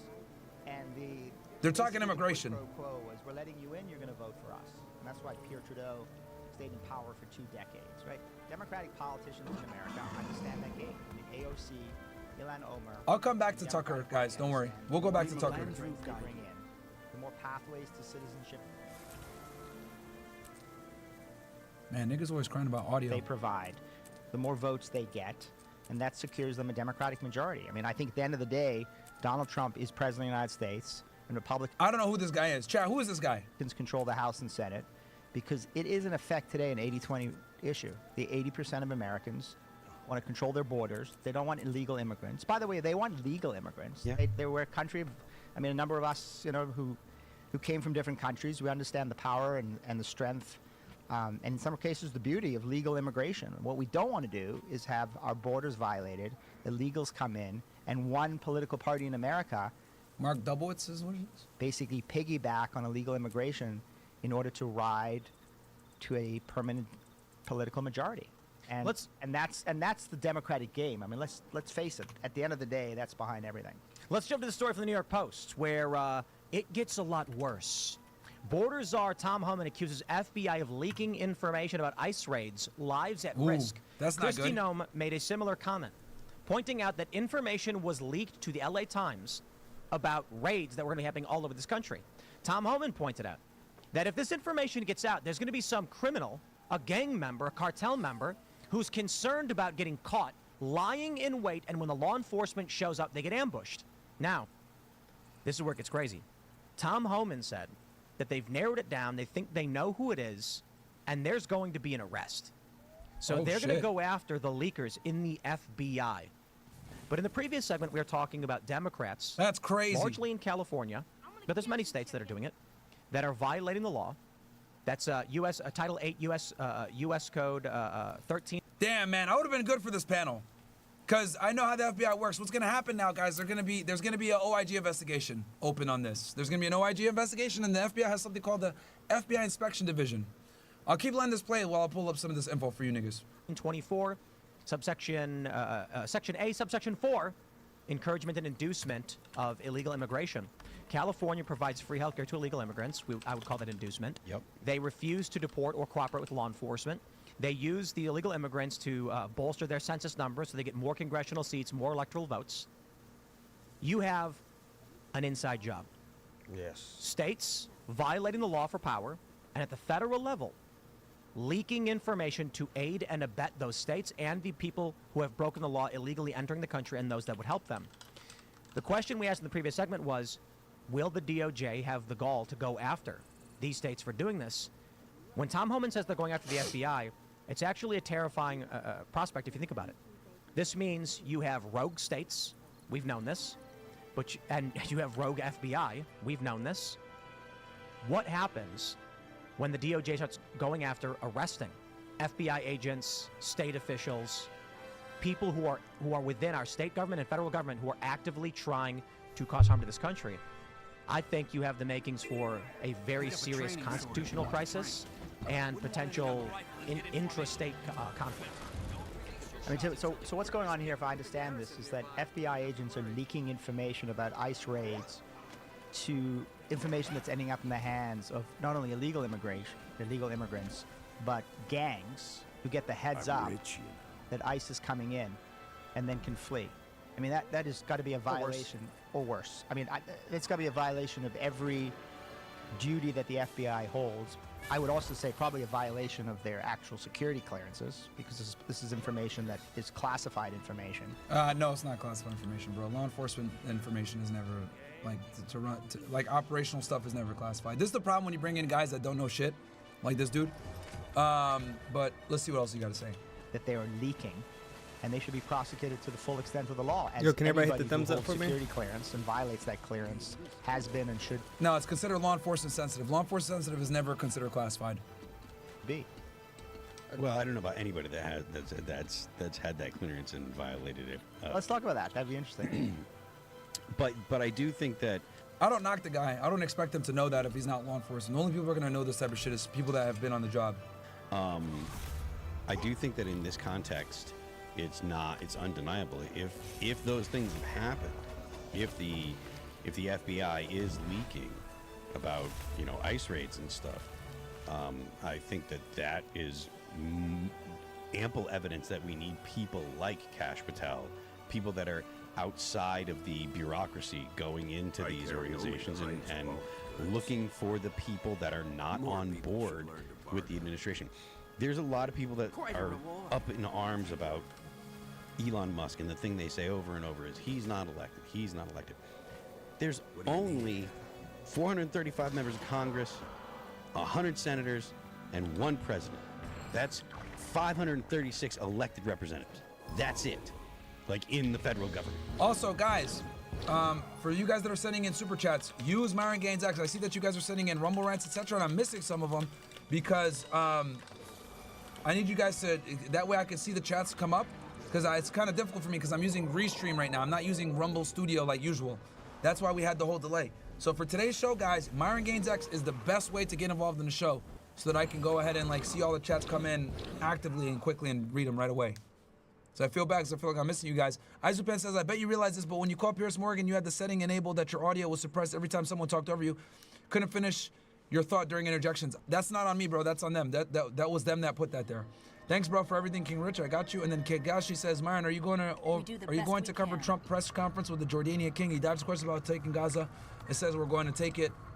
Also, brother, thank God for you. Okay, I can look at that. Yeah, he did actually meet with the. Yeah, I could look at that press conference. Everybody else, all the other millions and millions of people that work for the federal government, they're all appointed. None of them are elected. So this idea. Some soy boy looking guy named Ryan Beard, who seems to be butthurt that Destiny bullied him off the internet. Okay, I don't know who Ryan Beard is, but bro, everyone's gonna talk shit about Destiny at this point, man. Yeah, that an unelected person going in and trying to fix the problems of other unelected people is beyond the pale, is ridiculous. The president needs to have the authority to fire people, and this is something that I'm not sure if we're actually going to talk about it, but it's something that will come up in the future, because there's a lot of judges that are blocking things that the president has said to, yeah, I've seen this loser before, Ryan Beard. This dude's a loser, bro. Like, these YouTubers, man, these, soy boy cucks, man. Has executive orders he's made, and the argument is, well, the president doesn't have the authority to do that. The president doesn't have the authority, and essentially what they're saying is, if the president is of the opposing political party, he has no authority and will use the judiciary to prevent him from doing anything we don't like. I mean, there's a list, I have it, of specific things that have been blocked so far. We're definitely going to talk about that because the judge is being impeached. Good. But the impeachment, the articles of impeachment are being filed. Good. That's important because we need to be able to fix, like, the problems at the FBI. If this is the case, if the president, you want me to just say it, Phil? Go ahead. Yeah. I'm going to say what we're talking about when you have states defying federal law, cheating the Constitution, FBI agents opposing the executive administration, and judges going rogue to shut down executive authority. It's been a long time. Give it to me. Civil War! That was my first time on the show. You're getting it. All right. It's been a while. But it's back, baby. Civil War is back on the table, or at least on the podcast. But you're not wrong. Like and thankfully we do have. And this is something that I said a couple months ago when we were talking about these possible problems. I would prefer there to be some kind of conflict like this when the party that I prefer has the levers of power than when the other party has the levers of power. So if the Democrats want to be like, oh, well, we're going to go ahead and resist, et cetera, and want to do all that stuff, fine. Then we'll go ahead and allow the executive to do executive things. Send the FBI to go ahead and pick up the people that are not following the rules and put them in front of the jury, in front of the courts. I would love it. Right, and this is the crazy thing. Trump, what are the moves he's made? He said, we're going to put you on leave, and they said no. He's not even firing him. He says, we're going to keep paying you, but you're just not going to be here. And they're like, nope. So and this is what they did during Trump's first term, but this time he's not playing around. They've repeatedly tried to act like the president has no authority at all, as if the president himself is a ceremonial position. That's what they've been doing. Yeah. Now, we will get into more of that, of course. To go back to the immigration thing, we'll center this around, like, what we're talking about now, law enforcement at the federal level. Oh, shit, I already had the rest of the other stuff. Wait a second. And I got questions, because certainly we can look at what Tom Homan said, according to the story he told Fox News, Hannity. Some of the information we're receiving tends to lead toward the FBI, saying they're quite certain it's coming from inside the FBI. He said he's been promised not only will a person lose their job and pension, but they will go to jail. I'm glad to hear it. But I got questions for Tom. There were CBP agents that were facilitating child trafficking. Yeah. We gonna forget that? No. Is the argument that because Biden told them to do it, we're okay with that? I'm not okay with that. So I don't know how far any of these people are willing to go, but I'll tell you likely what I see happening. Tom Homan, Trump, they're going to say, if we've got cogs in a machine that are the banality of evil, but they're going to do their job now as we go against, they're going to let these guys go. The CBP agents that were bringing these children in knowing that they were being trafficked into sex slavery, they're not going to see any charges, and the argument is going to be, well, they're just doing their job, and we need their assistance, and we don't want to lose these officers and things like that. I don't accept that. But I don't think Trump or Homan or anybody else is going to actually take action against them. I think they'll take. Kingler says, I support because I need the support. Myron, we need you, bro. I appreciate that, man. Like I said, the best way, guys, Myron Gaines X is the best way to support, man. I just saw that chat because I was looking at the chat, but yeah. He's definitely the right guy for the job because he works for the Border Patrol Agency, and then he worked as an assistant special agent for immigration for ICE, and he's made his way up. He is tough as nails. He's hardcore, and if he would go after people today, I can see him. To answer your question, Tim, yes.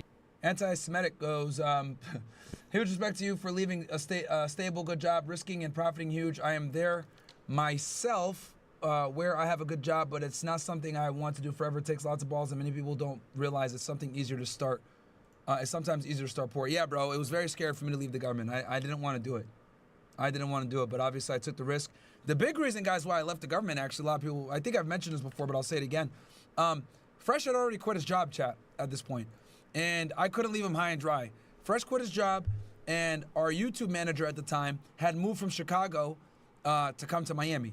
So Chris was basically weaning off his job as well. So, like, for me to sit there and say, oh, sorry, guys, like, I'm not going to quit my job, I would have let them all down.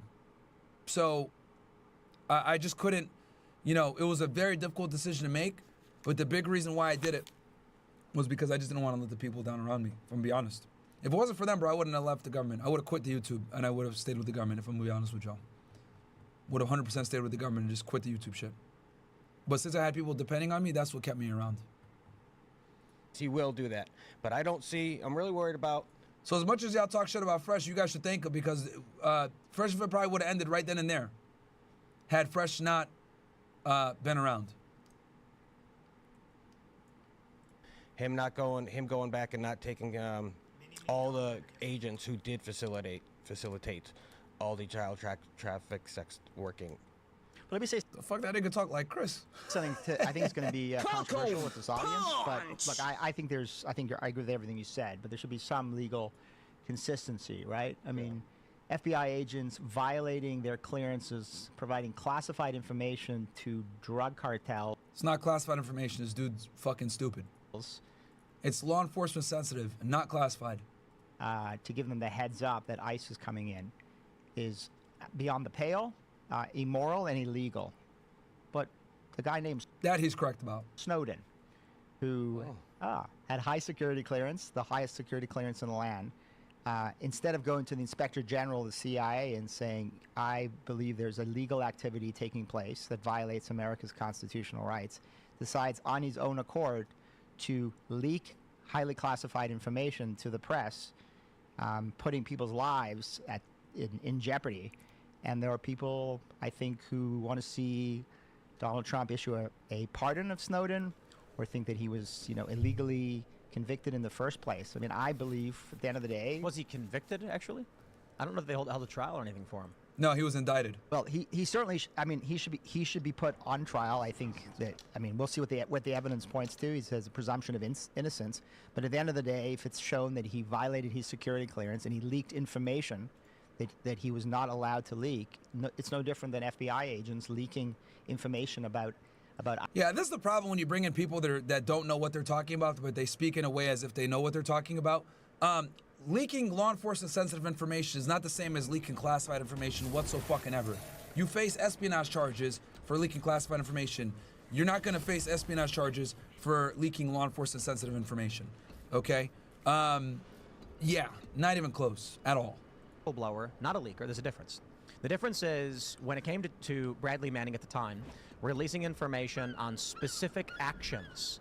Blowing the whistle is saying, this one thing that happened was illegal and people need to know this illegal thing happened. Now, that's a broad definition of whistleblower. Some might prefer that you go through the official channels of saying, I have uncovered something illegal, but when you're dealing with superiors or whatever, I'm not saying this is exactly what happened, but it's not so easy to do. Yeah, and we still don't know all the facts and circumstances on the Snowden case because the indictment is still under seal, guys. So since the indictment is still under seal, well, actually, I think they filed a criminal complaint on Snowden, if I'm not mistaken. Let me double check here. I think it was a criminal complaint, which means it hasn't even been indicted yet. Let me see. Or maybe it has been. Let's see. How are you? Yeah, okay. So, yeah, so they did a criminal complaint. Boom. Back in 2013, right? And they charged him with 18 USC. Look, I told you guys, 793, right? Espionage charges. Okay? National defense information. Guys, do I fucking miss ever? Come on, man. Same shit that they hit Trump with, right? So, this is a criminal complaint. So, I don't know if it's been indicted. So, they did a judgment on it for a lawsuit. So, okay, so this might not even be indicted, chat. This might not even be indicted. They just got an arrest warrant out for him. So what's going to happen is they're going to unseal the criminal complaint once he's arrested. Then we'll have all the facts on the case. But until then, it's sealed. You guys can see it right there. So we don't even know the probable cause yet. We have an idea of what it is, but we don't have it all.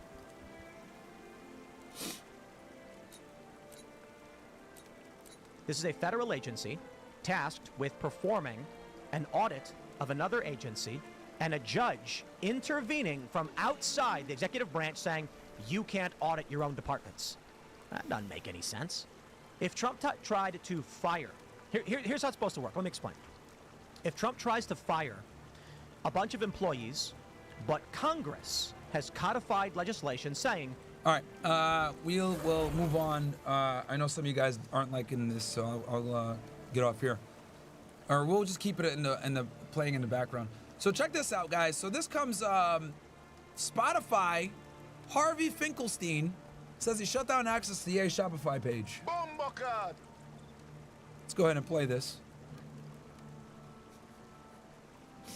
Oh Lord, is it muted?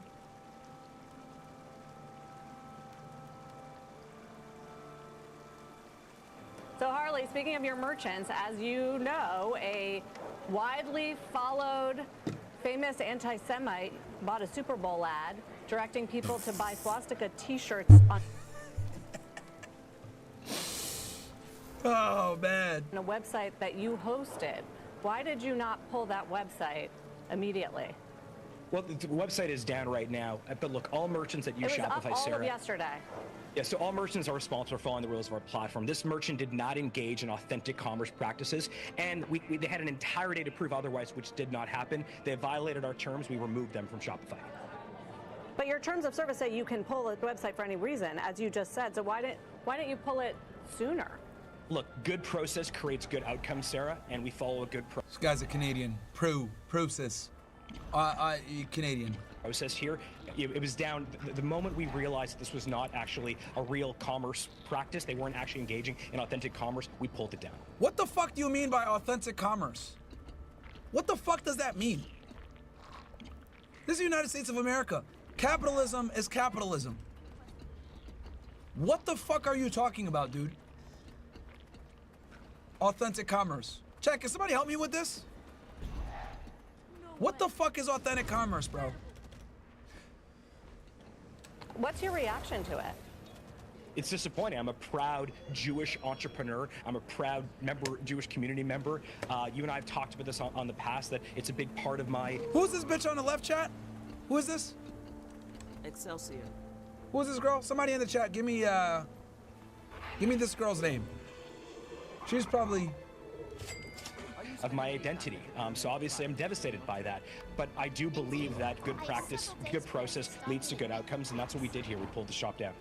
Have you ever had to do something like this before? From time to time, there are stores. I mean, we have an accessible use policy that we have millions of stores, and we evaluate these stores on an ongoing basis. We see a store that infringes on that, we pull it down. But the important thing is to actually do it properly. So, and we did that here.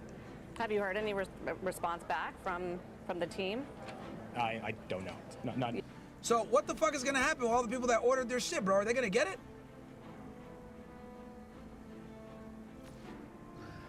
Someone said use my Fed skills to figure it out. How about you guys, like I said, bro, I'm running a show here. Like I'm not gonna fucking, you know what I mean? I'm asking for some assistance here, and this dumbass nigga over here saying, use your agent skills. Shut up, dumbass. It's the stupid ass nigga that said that. R-ball, you fucking retard. There's literally thousands of you in here. I'm hoping somebody can give a lending hand. Your dumbass say, use your Fed skills, bro. Nigga, what the fuck does it look like? Running the show, looking at chats, all this other shit. Gotta think. Your dumbass probably can't even do this. I offer the best prices around. You probably can't even do that. And your dumbass wants me to multitask. And I'm doing this while roasting your dumbass. You probably can't even do this, you retarded nigga. And you're trying to tell me, oh, bro, do your agent skills. Fuck you. Dumb fuck. My counselor will hear about this. I have right. Arguing with a golem.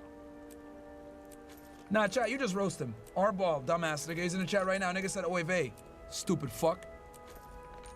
Followed famous anti-Semite bought a Super Bowl ad directing people. Squawk on the street is the name of this shit. What the fuck is squawk on the street? This shit sounds stupid. And then guys, look what I commented below. Oh, hold on.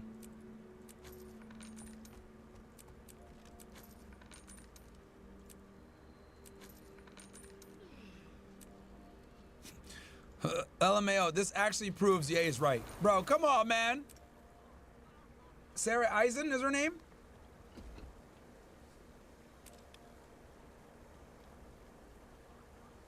Hold on.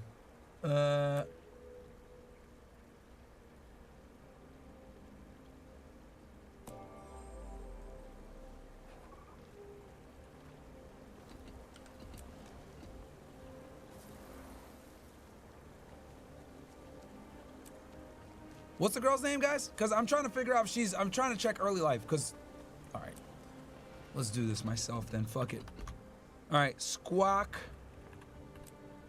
On the Street. TV show. All right. Who's this bimbo? Is this her? Morgan Brennan? Is this the same girl, chat? Bro, all these white bitches look the same. Yeah, looks like that's her. Okay. Let's see here. This is her ex. Think this is her. Looks like a fucking feminist. Holy. I have several days to stop in and meet with gifts. Do you have a wiki?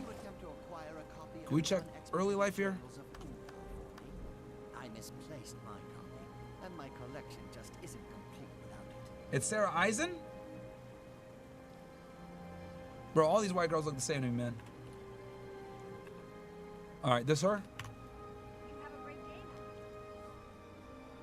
Okay, yeah, this is her now. Okay. Sorry, man. These white girls all look the same to me.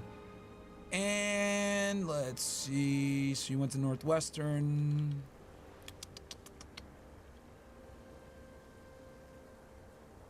We know her husband. Okay.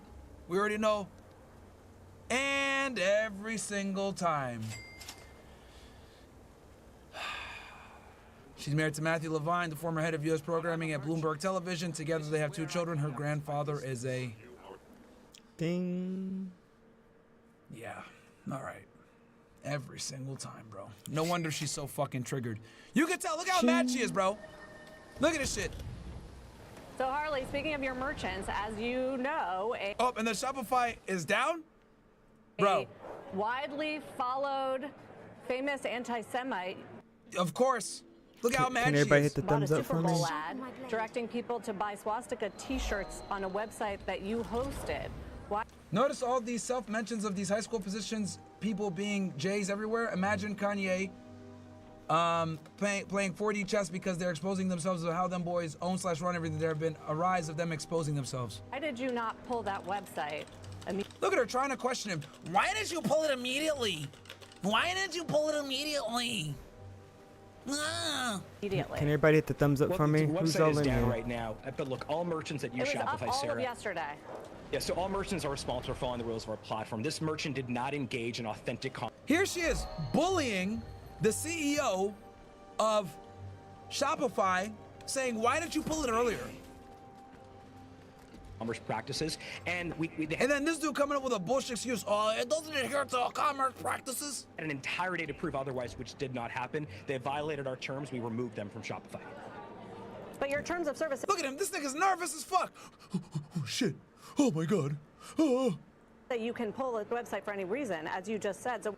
And now she's grilling him even more. It's not good enough that the website is gone. Where's my now cigar? she's bitching. Why didn't you do it sooner? Why didn't you pull fucking Karen it sooner? Look, good process creates good outcomes, Sarah, and we follow a good process here. It was down the moment we realized that this was not actually a real commerce practice. They weren't actually engaging in authentic commerce. We pulled it down.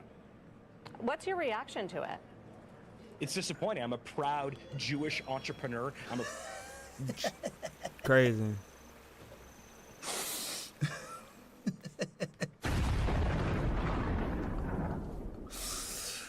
Ah, my God, bro. Ah! Fuck, man. A proud member, Jewish community member. You and I have talked about this on the past, that it's a big part of my identity. So obviously I'm devastated by that. But I do believe that good practice, good process leads to good outcomes, and that's what we did here. We pulled the shop down. Have you ever had to do something like this before? From time to time, there are stores. I mean, we have an accessible use policy that we have millions of stores, and we evaluate these stores on an ongoing basis. We see a store that infringes on that, we pull it down. But the important thing is to actually do it properly. So, and we did that here. Have you heard any response back from the team? I don't know. Not today. Kanye? So Harley, fucking puss ass, bitch ass, softness, fucking ridiculous, bro. If I owned a website, right, that made shirts and shit, if someone put up like a shirt that was offensive to Muslims, you know what I would not do? I would not take it down and then say, oh yeah, I'm a proud Muslim, so I had to take it down. That's fucking cucked, dude. That is so fucking cucked. This liberal, wokey, pussy-ass Canadian, this is why Canada's a failed nation, by the way, because they always bend the knee to censorship. They always bend the knee to being politically correct every single fucking time. You are a bitch, and you deserve for Shopify to literally get a boycott and have your stock hit the fucking ground because you motherfuckers don't stand by the people that are making y'all money. Look, I get it. It's offensive. Ugh. Who cares? Who cares? Capitalism is capitalism.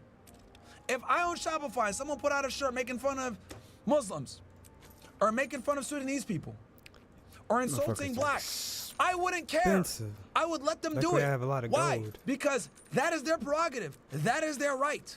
Shit. Okay? Like, that is so fucking annoying. And this idiot doesn't realize that censorship doesn't work anymore, dude. It doesn't work. All you're doing is you're plummeting your stock. People are not gonna like Shopify now. They're gonna say, you're a bitch. This is exactly why CNBC and mainstream media is dying, because of fucking Karens like this whore right here, right? That's trying to bully this nigga. This bitch right here on the left. Why did you pull it sooner?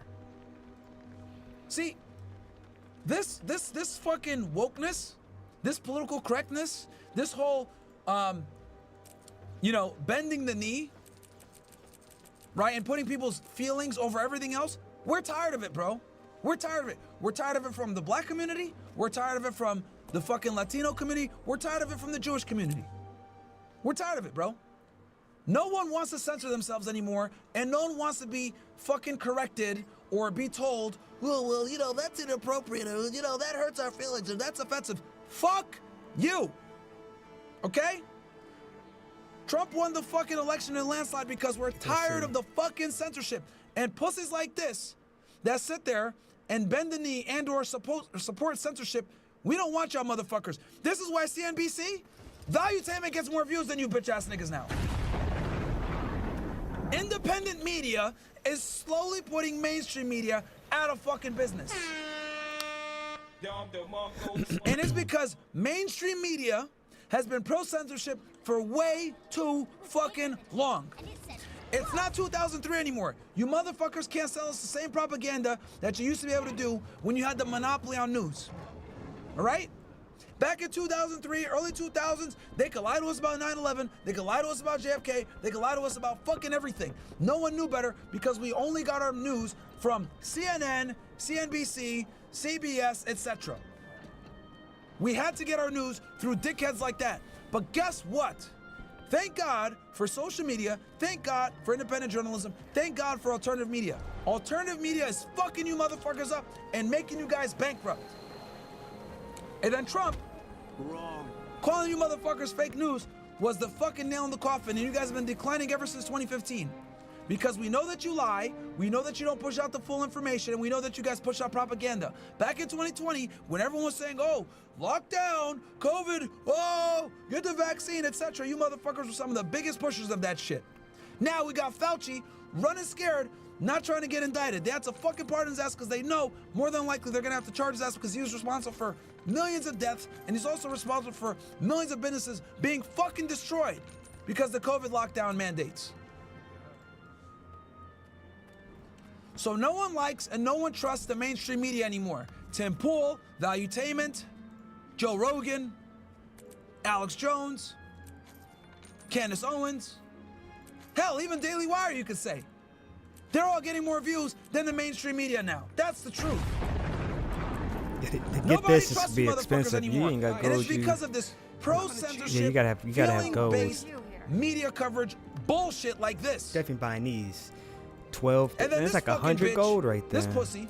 Well, you know, this is man. I had to take it down. You gotta drop like hundreds of gold You to think get that this helps? achievement.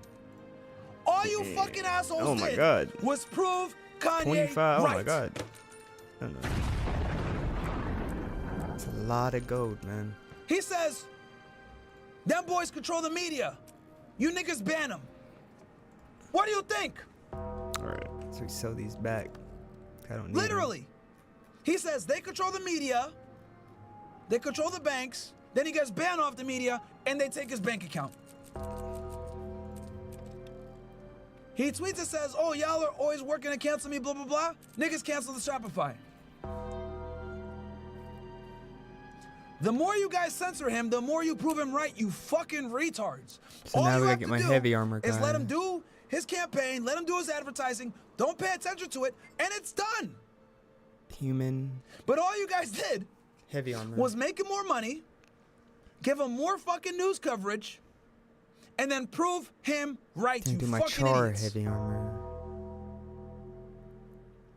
Censorship is never the fucking answer, bro. Dang, this guy And put on it's a amazing PvP to me island. that the mainstream media and big fucking names Get back. have not caught on to this shit. Have you guys not seen Daily Wire take a fucking nosedive for censoring Candace Owens on this topic? The amount of support that they've lost is fucking huge. Matter of fact, it's so huge that a mediocre fucking political commentator like Brett Cooper got the benefit of the doubt when she left, Can everybody and hit the they thumbs blew up her for channel me? up. That's how much of a nosedive Daily Wire took. Candace Owens ran so that Brett Cooper can walk. Why? I've explained this before, I'll say it again. Daily Wire, a once prominent conservative media company, censored and or fired Candace Owens for her takes on Israel. Okay? Jeremy Boring, the head of Daily Wire, basically listened to Ben Shapiro and got rid of her. Obviously, the right wing has been censored for many years. So people on the conservative right have an issue with censorship My because we've been last, suppressed for so goddamn mastery long on point. these mainstream platforms. I've been needing Meta, this for YouTube, years. etc. Never worked on it. Finally So knocked it out Daily tonight. Wire censored one of their own and firing her because of her Finally views on knocked it out. Israel was completely antithetical And I to the get heavy conservative armor. message of liberty and freedom of speech. Medium. So they took a nosedive. Candace blew up. It's heavy. Daily right? Wire declined. Heavy. No. Daily Wire then let go of Brett Cooper. Now, we don't know the exact reasons that Brett Cooper was released from the Daily Wire. I assume it's over money or creative control. Did I already have them? But we don't really know.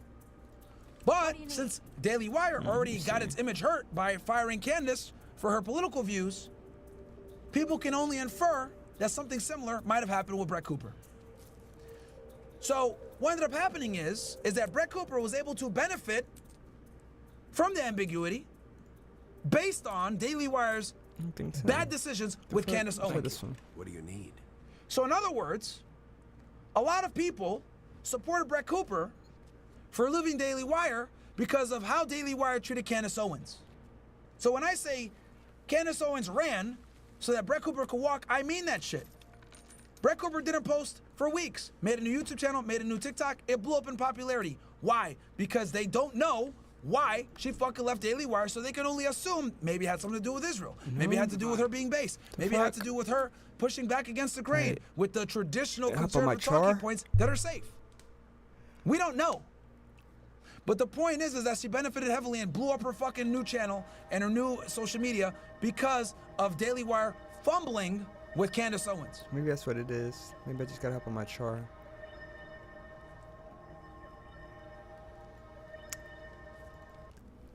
Let's see. Despite the fact that she gives typical shill GOP talking points, LGBT bad, two genders. Almost done, man. You know, free speech, Second Amendment, blue, right? Can y'all tell I upgraded Just my very, camera?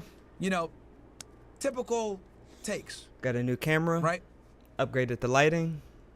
She was able to benefit from that and blew up her stuff. Should look a lot Because better. if you guys watch her stuff, like, she's not saying anything different than anyone else. Be honest with y'all. But the point I'm trying to make is that censorship clearly doesn't work. It backfires every time. Daily Wire learned this. Mainstream media is learning this. I'm about to hop on Fortnite. YouTube is learning this.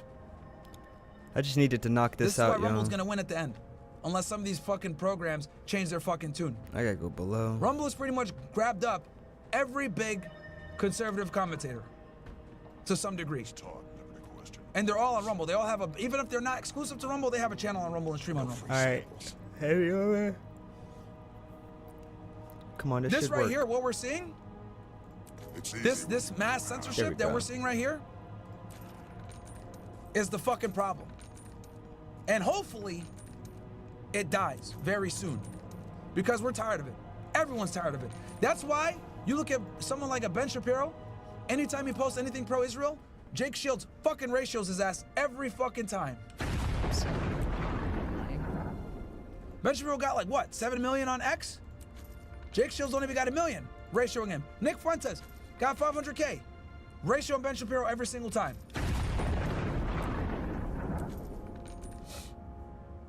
The public has spoken, guys. Israel is wildly unpopular, and people are waking up to its influence on Americans, and we're tired of it. Why the fuck is our freedom of speech being encroached on by a foreign fucking nation in the Middle East? Why? We're tired of it, bro. Why is it we can criticize our own government and talk shit about Trump all day, Can't say nothing about them. but if we start talking shit about Netanyahu or Israel, it's a Ban. fucking problem and it's labeled as anti-Semitic. Think am I about that, almost Chad. done? You can go ahead Is this 100%? out into the streets right now, burn an American flag with almost zero fucking consequence. But if you walk outside and you burn an Israeli flag, they might label you as anti-Semitic and you might lose your fucking job. Think about that. Think about that. Dismissed. You get more heat for criticizing a foreign fucking government in the Middle East than you do for criticizing your own. Tell me we're not fucking occupied. And very few political commentators will admit this shit. I can name on one hand the amount of people that are actually talking about this shit. Most people are too fucking scared. And I'm telling you guys, people in the conservative right, the people in traditional conservative media don't talk about this shit. Candace did and she lost her job for it.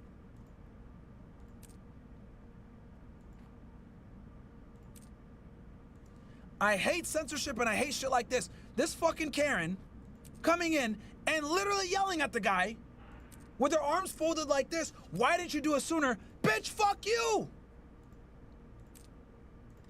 He's a cuck for taking it down, but she's a fucking annoying ass bitch for asking him. You ain't the CEO, you ain't the boss. Shut up. Shut the fuck up.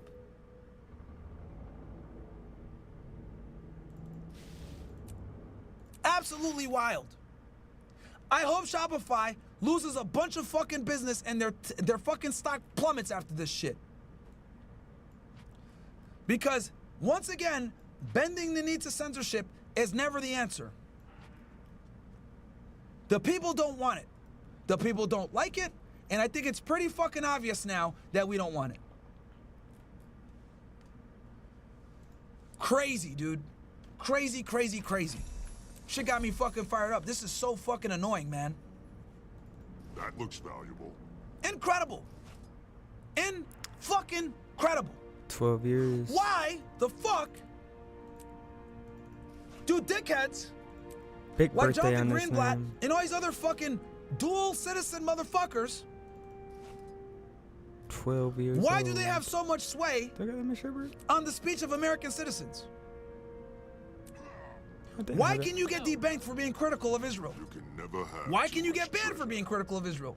But if I go ahead and I talk shit about Trump or Biden or Kamala Harris, nobody gives a flying fuck. Nobody gives a shit. I can criticize my politicians all fucking day. But if I start talking about how America is being fucking occupied, what's up, Doris? and we got foreign agents in our country pushing out fucking propaganda to support a genocidal fucking state I'm just listening to that was founded upon terrorism, that stole nuclear weapons from us, that was instrumental in the Gaines. assassination of one of our fucking presidents, He's talking. that was instrumental in the institution of the Federal Reserve and fractional reserve banking, Okay. or how there was Israeli fingerprints all over 9/11 or the USS Liberty, I get fucking banned for that shit. But if I talk shit about the CIA, if I talk shit about the deep state, Where's my... or the globalists, the elitists, the Chicoms, if I talk shit about that, I'm fine. My Norn. But if I start going into that topic and naming names and talk about historical events and show my fucking back, start naming names and talk about this shit in detail, I get censored. Fucking wild. Should be People like Jonathan Greenblatt, the ADL, they are intelligence organizations subverting American free speech for the benefit of a foreign fucking nation. And the fact that we allow this shit to happen, we allow these motherfuckers to go around bullying American companies into following what they want to protect Israel is fucking ludicrous. Yeah, where are the vendors? The ADL was responsible for damn near bankrupting Twitch, pulling 80 to 90% of their advertisers because they didn't like what Hassan Piker had to say and Frogan and a couple of other pro-Palestinian voices. You guys already know. I don't like Hassan. I think he's a bitch and Frogan is fat as fuck. However, I think their ability to speak should not be infringed upon by a fucking double agent that works for the ADL, which is directly focused on the benefit of a foreign nation. Why the fuck are American citizens being censored? Come on, I need these. I need this. On an American platform by a foreign country. I've been working on this all day. Is this the end? I need this. I need to be done. Crazy. Then, Oh, yeah, right here. these assholes were instrumental in getting TikTok taken down. Contrary to popular belief, it's not Heavy. because of Chinese spying that they took TikTok down. They took TikTok down because it was overwhelmingly pro-Palestinian. 70% plus of the content on TikTok that Wait, was it's not my most viewed and norm? most viral You're saying it's was not norm? pro-Palestine, anti-Israel. Yeah, it is norm. And guess what? Jonathan Greenblatt didn't have access I to think I TikTok. just was looking at the wrong He went over to class. Israel, did a secret conference over there, It's my saying that only we need to norm get I rid of these have. social media Most of my platforms. champions are and he made humans. a complaint that this isn't Always happy to see customers. Yeah, medium. Zionist problem, All right, this or should like work, right? this isn't an Yeah. issue where we have freedom of speech or whatever the fuck. Man, I spent a He lot of blamed it gold on doing the this, youth. but He said that anti-Semitism is Come rising on. in the youth. That was his argument to get TikTok looked at and taken down. Because I'll tell you guys this, they were talking about taking TikTok down since fucking 2020. I remember the day, August 6, 2020. They were talking about taking TikTok down back then, but they didn't. But all of a sudden, after October 7th, after is this it? Please, or is it going to they have wanted a whole it, nother after tier? it was overwhelmingly pro-Palestinian, Let and this people be were the end starting to of it, figure out 'cause about I've the already fuckery bought of so Israel much. This has been like crazy. that they said, I "Oh think no, we this gotta is shut the this end. shit down," and they shut it down Please be the end. for about 24 to 48 hours. Please be the last one right here. Luckily, Trump, who benefited immensely from TikTok, Yes. he was able Finally to garner done. a large amount of the young vote. Now I get to go up 7 points. I've been sitting on these, Reactivated it. not leveling this And up gave for it another 30 like to 60 years. days I've been to get some stuck kind at of the deal same in place. point. Now I finally get to level up my shit.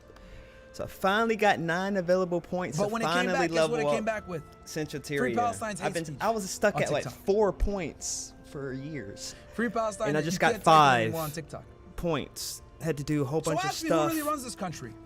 that was tedious. Had to go out your way to do We're it. about to take away I had to look up a stuff to do social media 'em. platform But we finally did it. responsible for the livelihoods of millions of people Oh, I'm going up 9 points. My bad. I'm about to go for the benefit of a foreign nation. 382. Let that sink in, chat. Whew. Let me say that one more time for you niggas. Like, this is very important.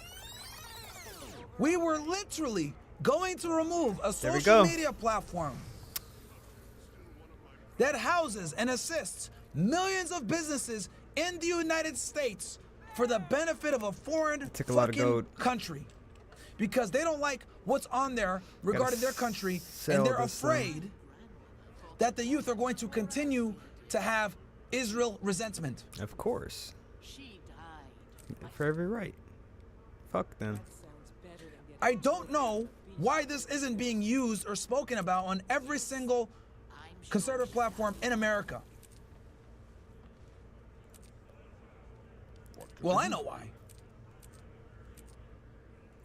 Because who owns the conservative media in America? Cha-ching. We know why. Fucking incredible, chat. Fucking incredible. And this woman bitching at this fucking pussy right here over Woo. getting it taken down sooner That was huge. speaks volumes as to where we are It took me as all a nation. day. Where we prioritize the benefit of another country I really over our needed own. to grind that out. Fucking wild, man. Alright, I need to put Anyway, those.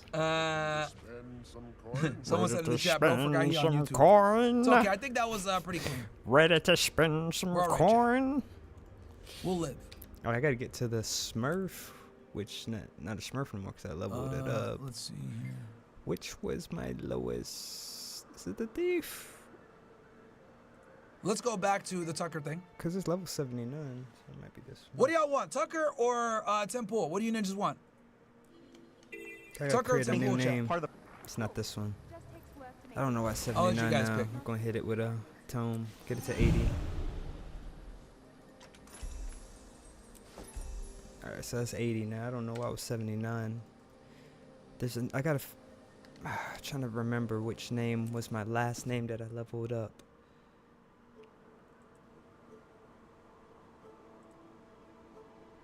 Looks like you guys mostly want Tucker. All right. We'll go Tucker. Howard, you have to see it in broader terms. This is the end of something really great and important that we should have defended and we didn't. I would say Guys, also do me a favor. We're at 1.9K likes on YouTube. Let's get to 2,000. Is it Support Revenant? the mission, guys. Support the mission. Also, let me There go you go. ahead and give a quick shout out to a couple of people. Let me see. I want you guys to also, if you guys like what I got to say about this stuff, let me give a shout out to some people, man. Yeah, it was my Revenant. Go check out my guy, Nick Fuentes. Go check out my guy, Stu Peters. Go check out, who else? Holy I'm trying to think, shit. talks about this shit. Glenn Greenwald talks about this stuff, right? Go check out Dave Smith, right? Go check out Candace Owens. These are some very brave that's right. individuals that talk about the occupation of our country 'Cause I'm 80 by now. a foreign nation. So go check them out, man. Yeah, I just boosted this up. I didn't. There's a bunch of Twitter personalities as well. Oh, Jake Shields. Go At check this out Jake point, Shields after too. this much Fight Back PvP, I podcast. shouldn't even have to play a name to Lucas level it Gage. up at this point. I Ian have Carroll. I have a level 80 boost right Sneeko. here. And I have 170 Max tomes. Blumenthal, sure. So that's one name I could Tommy get to 80. Sotomayor, yeah. Ryan Dawson.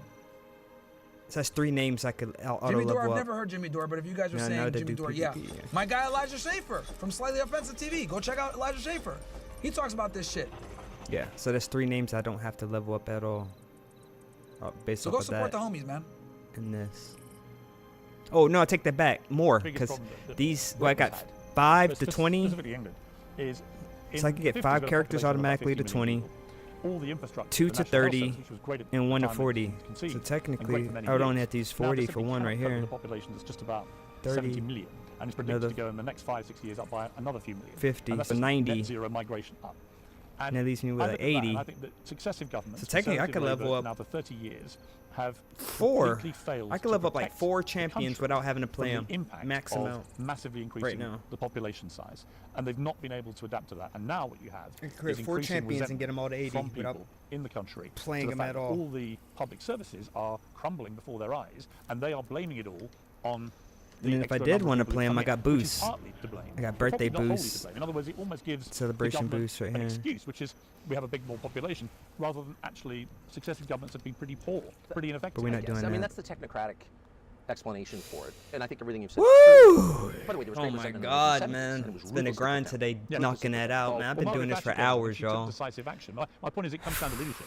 No, it Done. comes down to self-respect. Fucking Do you believe done. that your country represents something worth preserving? But I think Thatcher did that. It's worth it. I'm glad I did it. She That just took a lot of gold, That's though. great, but nobody has reestablished since the end of Yeah, World I War just II, spent like 1945, in the minds of the 400 British gold or people, something you like that. are unique in the 500, world. You're 400, the 500 indigenous gold. population of the Most Saiyan. people You have great to win. offer the world. This is a seed of Protestant Luckily, I had Christianity. 6,000 Your culture, something your gold. language, your views, your attitudes, your customs, your traditions, those are That's all a lot worth of gold defending on this because money they're to spend great. 400, 500 That's gold the like that. basis Most of any people country. cannot do In Saudi that. Arabia, they feel that way about their country.